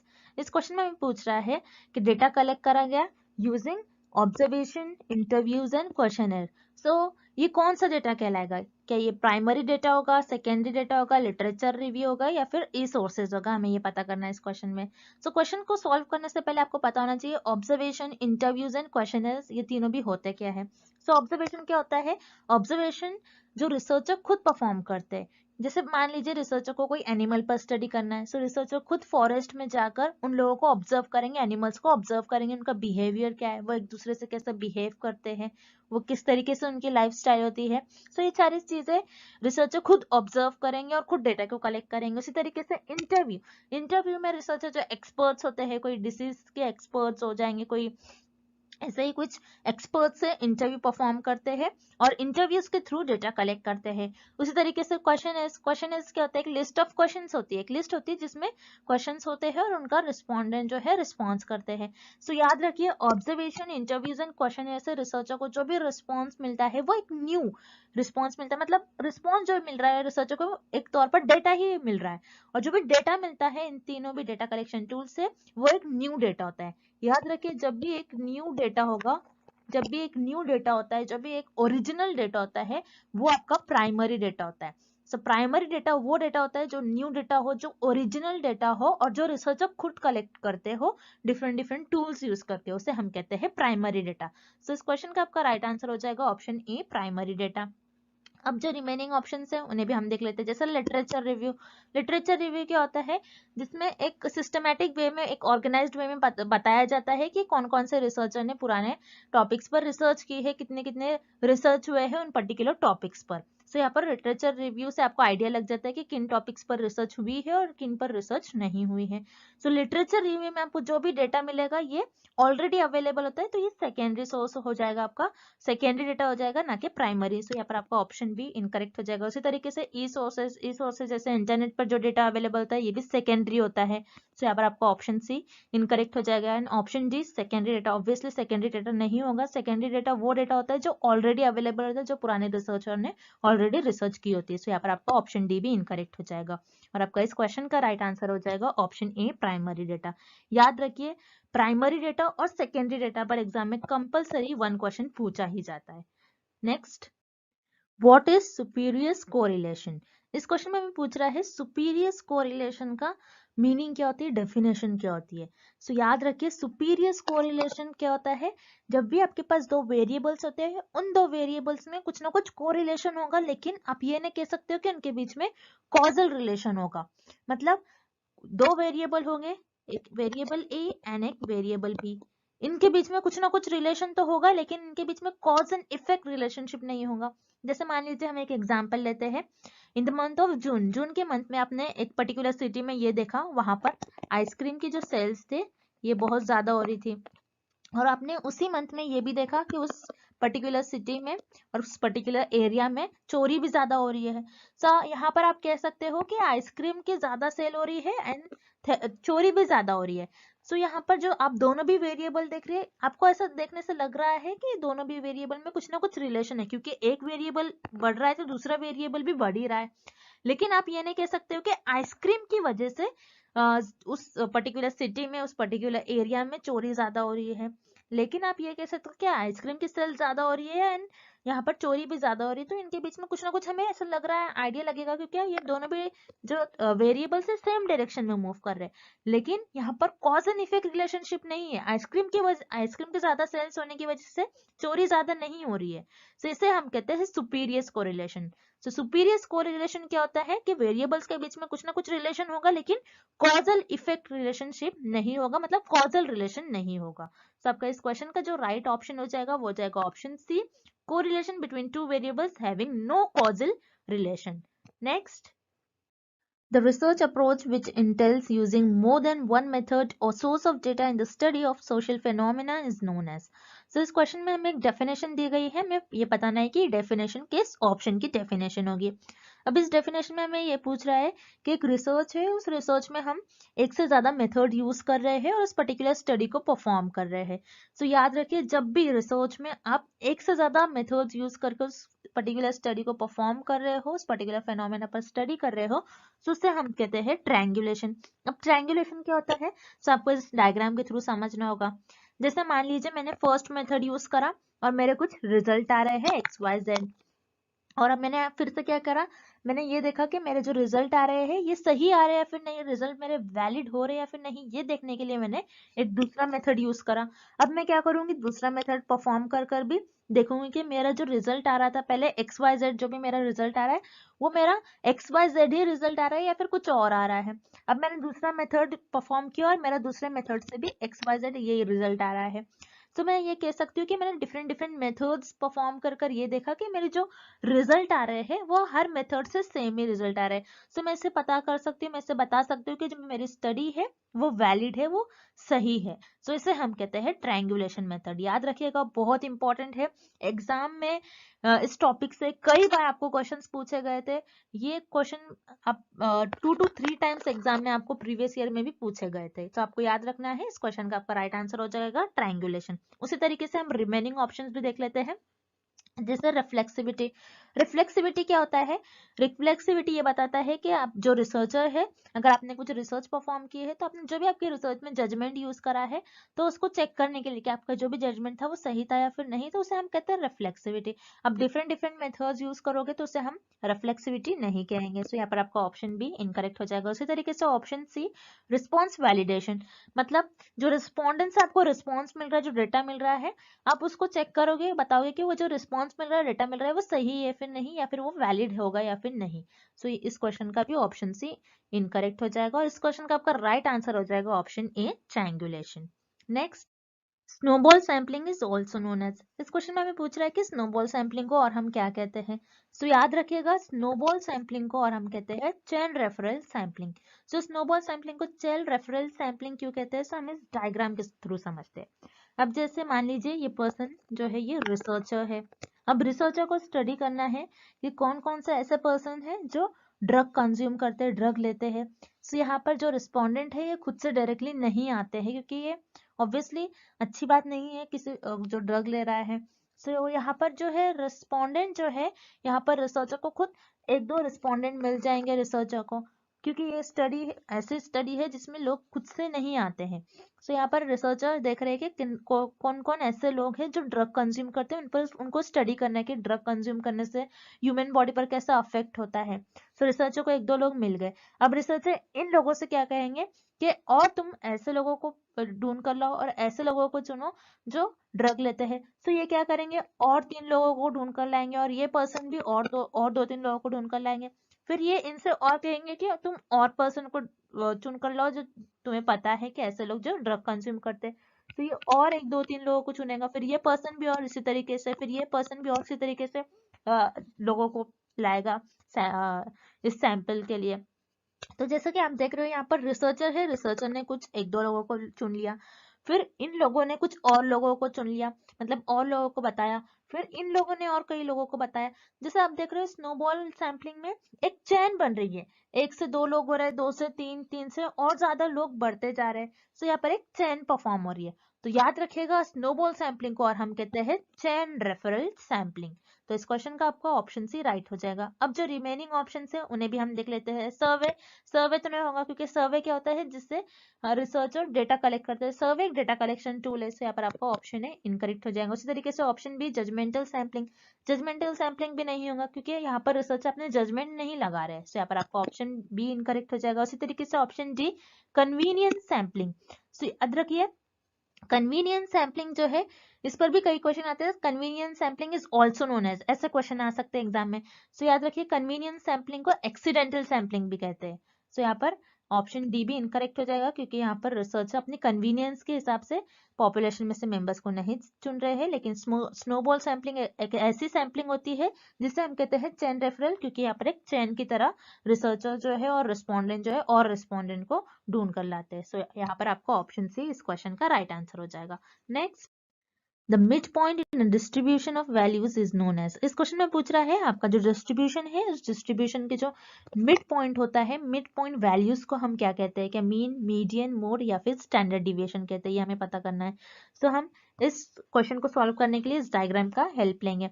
जैसे कि आप देख रहे हैं इस डायग्राम में मीडियन आप देख सकते हैं, मीडियन।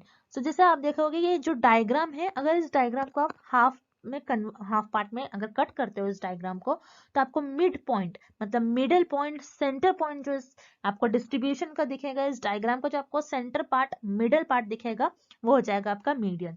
सो मीडियन क्या होता है? आपका जो डिस्ट्रीब्यूशन है, डिस्ट्रीब्यूशन में जो आपकी मिडल वैल्यू, सेंटर वैल्यू होती है, उससे हम कहते हैं मीडियन। सो याद रखिएगा, मीडियन को कैलकुलेट करने का भी कुछ फॉर्मूला होता है। मैंने इसके पहले कई लेक्चर्स में आपको बताया मीडियन को किस तरीके से कैलकुलेट करना है। सो इस पर भी एग्जाम में कई बार क्वेश्चन पूछे जाते हैं। Mean, median and mode calculate करने पर भी एग्जाम में कंपलसरी आपको क्वेश्चन पूछा जाएगा, और इस टाइप का भी एग्जाम में क्वेश्चन पूछा जाता है। सो इस क्वेश्चन का आपका राइट आंसर हो जाएगा ऑप्शन बी, मीडियन। अब जो रिमेनिंग ऑप्शंस हैं उन्हें भी हम एक बार देख लेते हैं। मीन क्या होता है?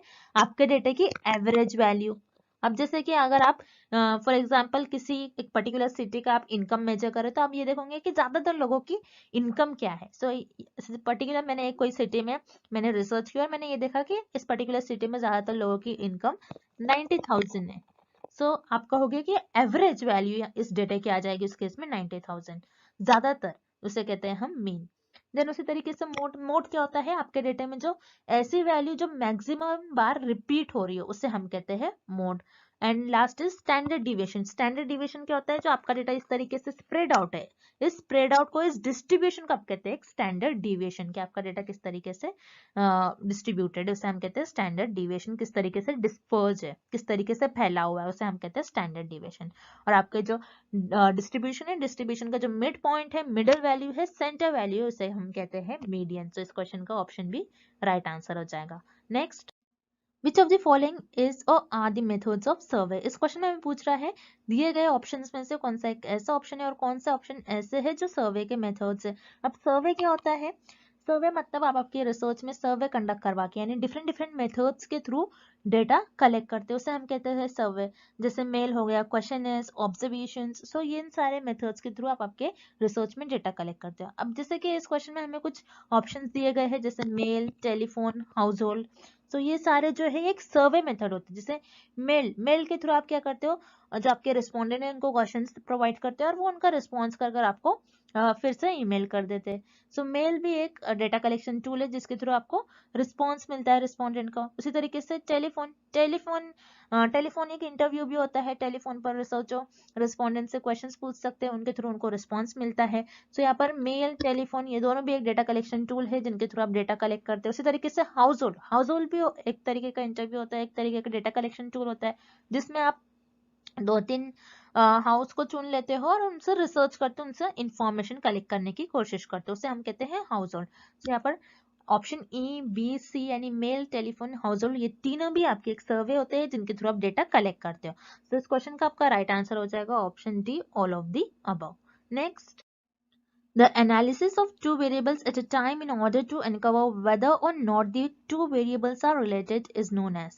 इस क्वेश्चन में हमें ये फाइंड आउट करना है कि ऐसा कौन सा ऑप्शन है जिसमें हम कोई दो वेरिएबल को एनालाइज करते हैं और ये पता लगाते हैं कि उन दो वेरिएबल्स में कैसा रिलेशन है, एक दूसरे से कैसे रिलेटेड है। बेसिकली हम ये कौन सी ऑप्शन में ये पता लगाते हैं। बेसिकली हमें इस क्वेश्चन में एक डेफिनेशन दी गई है। सो हम देखेंगे कि ये डेफिनेशन किस ऑप्शन की डेफिनेशन होगी।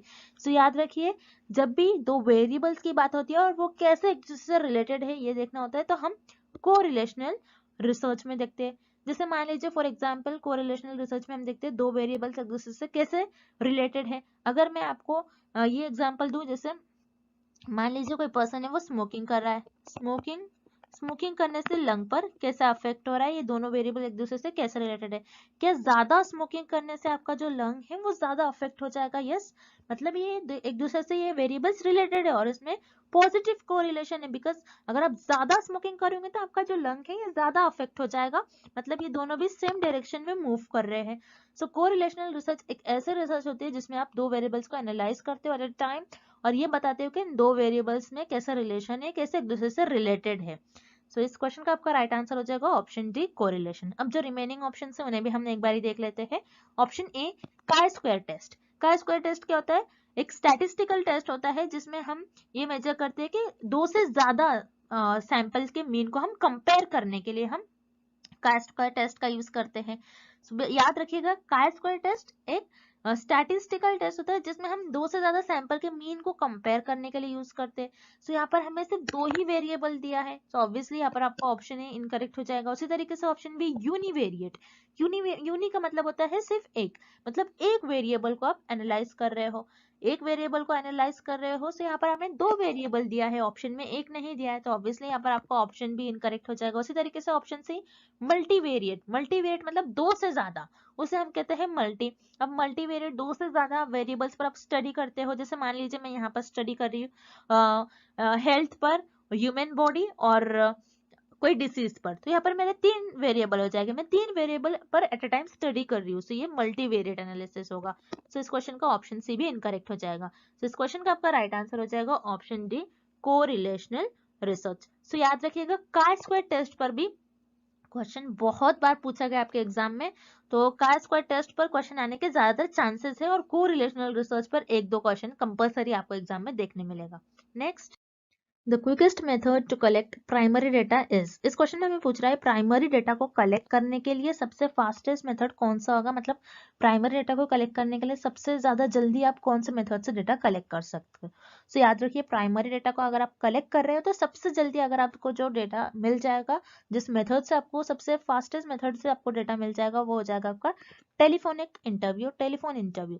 सो टेलीफोन इंटरव्यू से रिसर्चर क्या कर सकते हैं, रिसर्चर जो भी एरिया में है, जो भी जिस भी एरिया में होंगे, जिस भी सिटी में होंगे, जिस भी कंट्री में होंगे, वो डायरेक्टली जो रिस्पोंडेंट है उनको कॉल कर कर रिस्पॉन्स लेंगे। उसी तरीके से जो रिमेनिंग ऑप्शन है जैसे पर्सनल इंटरव्यू, पर्सनल इंटरव्यू में रिसर्चर को पहले इन्विटेशन भेजना होता है एक्सपर्ट्स को, फिर वो इन्विटेशन एक्सेप्ट करते हैं, फिर वो इंटरव्यू के लिए आते हैं। सो यहाँ पर पर्सनल इंटरव्यू में पहले वो इनविटेशन देंगे, फिर वो आएंगे, तो यहाँ पर टाइम जो है ज्यादा वेस्ट हो जाएगा, ये फास्टेस्ट मेथड नहीं होगा। तो यहाँ पर आपको ऑप्शन ए इनकरेक्ट हो जाएगा। उसी तरीके से option B mailed question, mail question में क्या होता है, जो रिसर्चर है वो रेस्पोंडेंट को मेल सेंड करते हैं, फिर वो मेल रीड करते हैं, फिर उसको रिस्पॉन्स करके फिर से रिसर्चर को मेल करते हैं, तो डायरेक्टली यहाँ पर रिस्पॉन्स नहीं मिलता है रिसर्चर को, कुछ टाइम बाद रिस्पॉन्स मिलेगा। सो यहाँ पर आपका ऑप्शन बी भी इनकरेक्ट हो जाएगा। उसी तरीके से ऑब्जर्वेशन, ऑब्जर्वेशन है, सो यहाँ पर रिसर्चर खुद ऑब्जर्वेशन परफॉर्म करते हैं। जैसे मान लीजिए रिसर्चर को कोई फॉरेस्ट में एनिमल्स पर स्टडी करना है अगेन, तो रिसर्चर क्या करेंगे, उस फॉरेस्ट में जाएंगे, सो रिसर्चर के ट्रैवलिंग होगा, रिसर्चर को जाना पड़ेगा, फिर डेटा कलेक्ट करना पड़ेगा। सो यहाँ पर ऑब्जर्वेशन से भी रिसर्चर फास्टेस्ट मेथड नहीं होता है डेटा कलेक्ट करने का, क्योंकि रिसर्चर को एक जगह से दूसरी जगह मूव करना होता है। लेकिन टेलीफोन इंटरव्यू एक ऐसा डेटा कलेक्शन मेथड, एक प्राइमरी डेटा कलेक्शन मेथड है जिसमें रिसर्चर को इजीली डेटा मिल जाता है और सबसे फास्टेस्ट मेथड होता है डेटा कलेक्ट करने के लिए। सो इस क्वेश्चन का आपका राइट आंसर हो जाएगा option C, telephone interview. Next, the independent variable refers to one of the following, इस क्वेश्चन में हमें फाइंड आउट करना है कि आपका जो इंडिपेंडेंट वेरिएबल है इन ऑप्शन में से किस ऑप्शन को रिफर करता है। सो रिमेंबर इंडिपेंडेंट वेरिएबल क्या होता है, जैसे एक्सपेरिमेंटल रिसर्च में हम इंडिपेंडेंट वेरिएबल का इफेक्ट देखते हैं डिपेंडेंट वेरिएबल पर क्या हो रहा है। अब इंडिपेंडेंट वेरिएबल मान लीजिए हमको एक स्टडी करना है, रिसर्चर को एक स्टडी करना है, ये देखना है कि स्मोकिंग का क्या इफेक्ट होता है लंग्स पर। अगर कोई पर्सन स्मोक करता है, तो अगर वो स्मोक कर रहा है तो उसके लंग्स पर क्या इफेक्ट होता है, ओके, कि स्मोक करने से उसके लंग पर कुछ प्रॉब्लम्स होती है, क्या उसका लंग अफेक्ट होता है, हमें ये फाइंड आउट करना है। अब यहाँ पर जो स्मोकिंग है, हमें पता है ये तो प्रूवन थ्योरी है कि स्मोकिंग करने से आपको क्या होता है, लंग कैंसर, ओके, आपको लंग डिसीज होती है अगर आप ज्यादा स्मोकिंग करते हो तो। सो स्मोकिंग क्या करता है, कॉज करता है, स्मोकिंग का हम कॉज देख रहे हैं लंग पर, और लंग कैंसर जो कि आपका डिपेंडेंट वेरिएबल है जिसको आप ऑब्जर्व कर रहे हो, जिसका इफेक्ट देखते हो। सो रिमेंबर जब भी आपका इंडिपेंडेंट वेरिएबल होता है, आपको ये याद रखना है independent variable always refers to cause, क्योंकि इंडिपेंडेंट वेरिएबल आपका कॉज बताता है कि इसमें यहाँ पर आप स्मोकिंग को कॉज देख रहे हो, स्मोकिंग करने से क्या होता है, स्मोकिंग का आप क्या देख रहे हो, इस केस में कॉज देख रहे हो। तो रिमेंबर आपका जो इंडिपेंडेंट वेरिएबल होता है उसमें आप कॉज देखते हो, इंडिपेंडेंट वेरिएबल जो भी आपका होगा उसका आप कॉज देखते हो डिपेंडेंट वेरिएबल पर। तो यहाँ पर आपका ऑप्शन बी करेक्ट हो जाएगा, the independent variable refers to cause. Then effect तो हम डिपेंडेंट वेरिएबल पर देखते हैं, लेट्स पे आपका ऑप्शन सी इनकरेक्ट हो जाएगा। देन अब रह गई बात आपके option A and option D की। ऑप्शन ए क्या है, result, and option D output. So आपका जो इंडिपेंडेंट वेरिएबल है वो आपको कोई रिजल्ट नहीं देखता है, बल्कि आप उसका इफेक्ट देखते हो। सो यहाँ पर आपका ऑप्शन ए इनकरेक्ट हो जाएगा। देन ऑप्शन डी आउटपुट, कोई चीज का आउटपुट नहीं बताता है बल्कि कॉज बताता है। सो यहाँ पर आपका ऑप्शन डी भी इनकरेक्ट हो जाएगा। So here correct option is option B, cause. Next, in a column chart bars are. इस क्वेश्चन में हमें फाइंड आउट करना है कि कॉलम चार्ट में बार्स आपके कैसे होते हैं, कि हॉरिजॉन्टल होते हैं, वर्टिकल होते हैं और स्लांटिंग होते हैं, कैसे होते हैं। सो कॉलम चार्ट क्या होता है, इस तरीके से आपका कॉलम चार्ट दिखता है, जिसमें आप जो भी इंफॉर्मेशन मिलती है, आपका जो भी डेटा होता है, आप कुछ इस तरीके से प्लॉट करते हो। और कॉलम चार्ट में आपके जो बार्स होते हैं ये वर्टिकल होते हैं। तो वर्टिकल मतलब ऐसी कुछ लाइंस होती है, और हॉरिजॉन्टल आपके ऐसी लाइंस होंगी। वर्टिकल ऐसी लाइंस होती है, आपको याद रखना है। तो कॉलम चार्ट में आपके जो बार्स होंगे वो वर्टिकल में होंगे। दैट्स व्हाई पर आपका करेक्ट ऑप्शन हो जाएगा option B, vertical. And thank you for watching this session and good luck with your preparations.